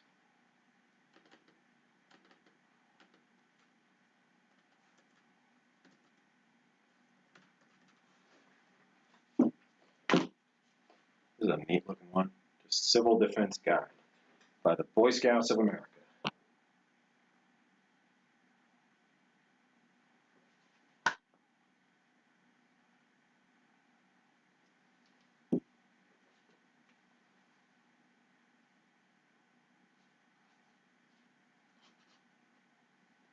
BSA Emergency Service Insignia. I hadn't seen that before.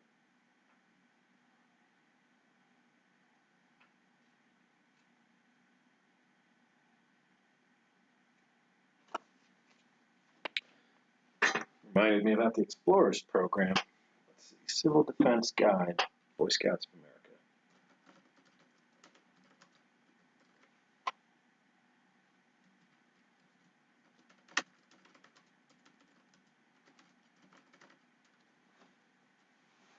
That was actually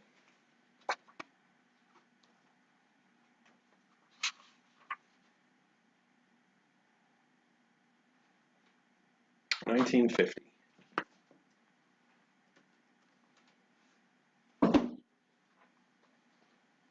Fallout protection. What to know and do about nuclear attack.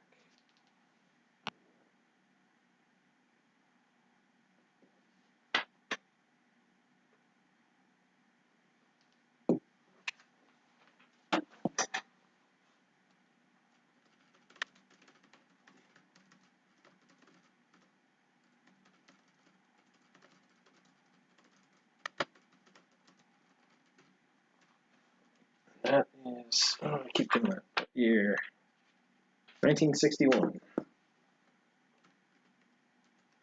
Half of the reason I'm keeping a date on all these is that I'm running into duplicates and stuff. You know, it's good to know if we have different versions of it.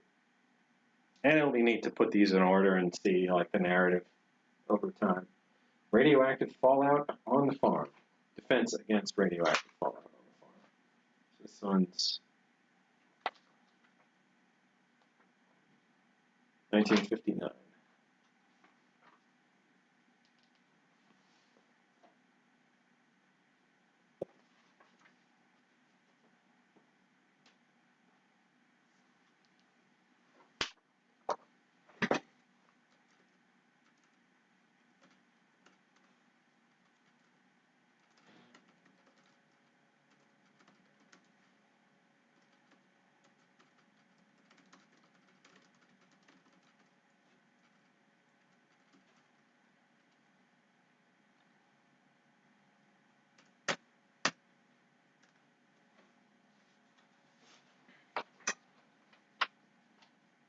See, laws, rules, and regulations, price list, superintendent of documents. What is this? This doesn't look like anything super useful.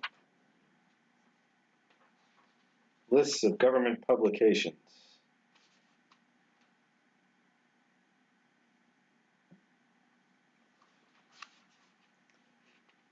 Code of Federal Regulations. The Clayton Act. Central Intelligence Agency Act of 1949. These are just books. Gonna toss that over there.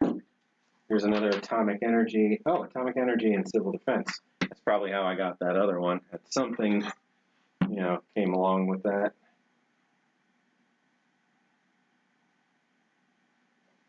So this one counts. Atomic Energy and Civil Defense, 1955.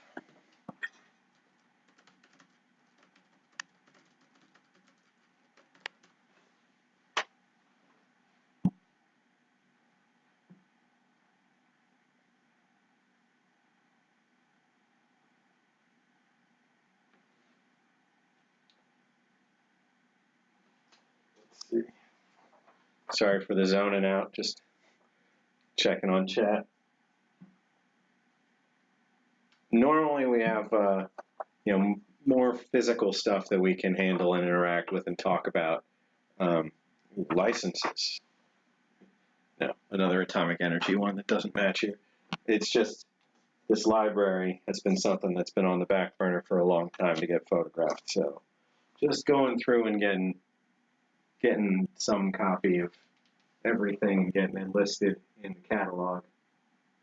Just a 4-hour task. There we go. Instruction book and maintenance manual for the radiological survey meter, CDV 720.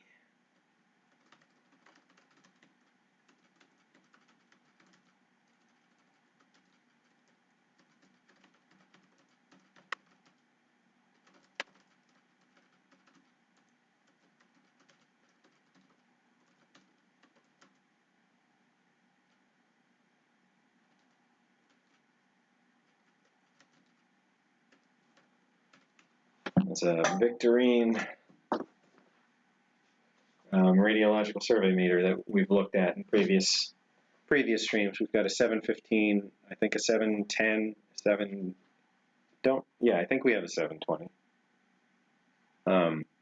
Ion cloud chamber ones and Geiger counter ones and like a Radiac, those kind.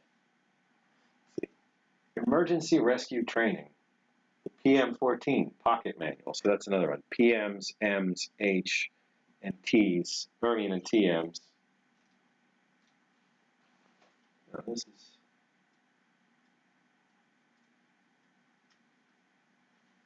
a neat little book.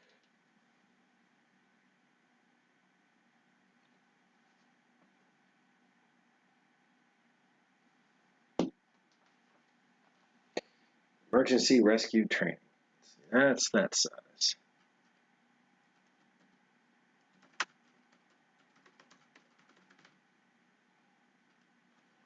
And that is from 1960.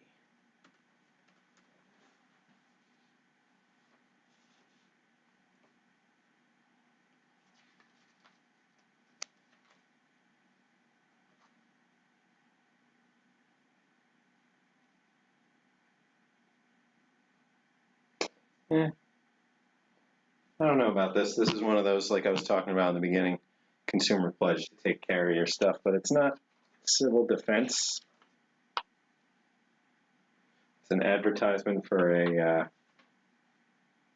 HVAC, like cleaning, or HVAC company or whatever. So it's clean your house, get a new furnace, that kind of thing. I don't know. I'll keep it in here for now.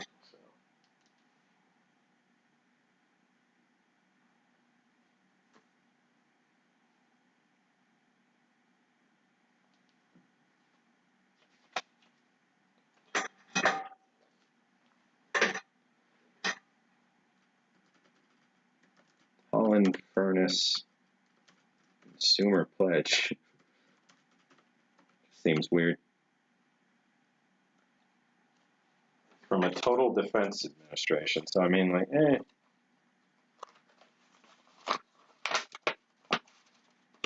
This is another copy of Fallout Protection for Homes with Basements with a Department of Commerce mailer.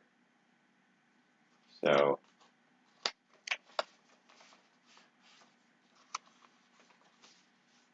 the removable postcard cover. That's interesting. That's different. I'm going to do it like that.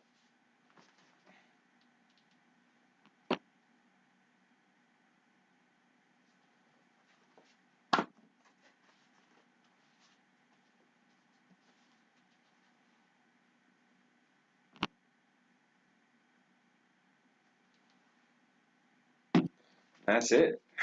That's the last item to photograph from this box.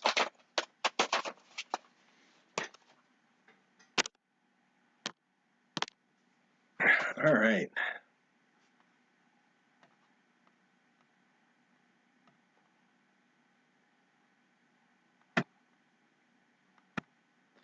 There we go. So I think I'll have to push off eating something till the next stream. I mean, I'm going to eat between now and next week, but the Kazakh ration I was looking at just, it didn't turn out to be in as good a shape as I was thinking, so I don't know if you guys will even be able to tell. Let me switch back over to this cam.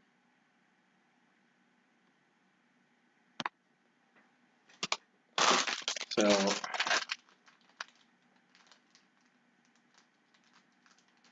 can't really tell too much in there, but it's got like this layer of grease over the entire inside, and I'm gonna need to figure out what it is.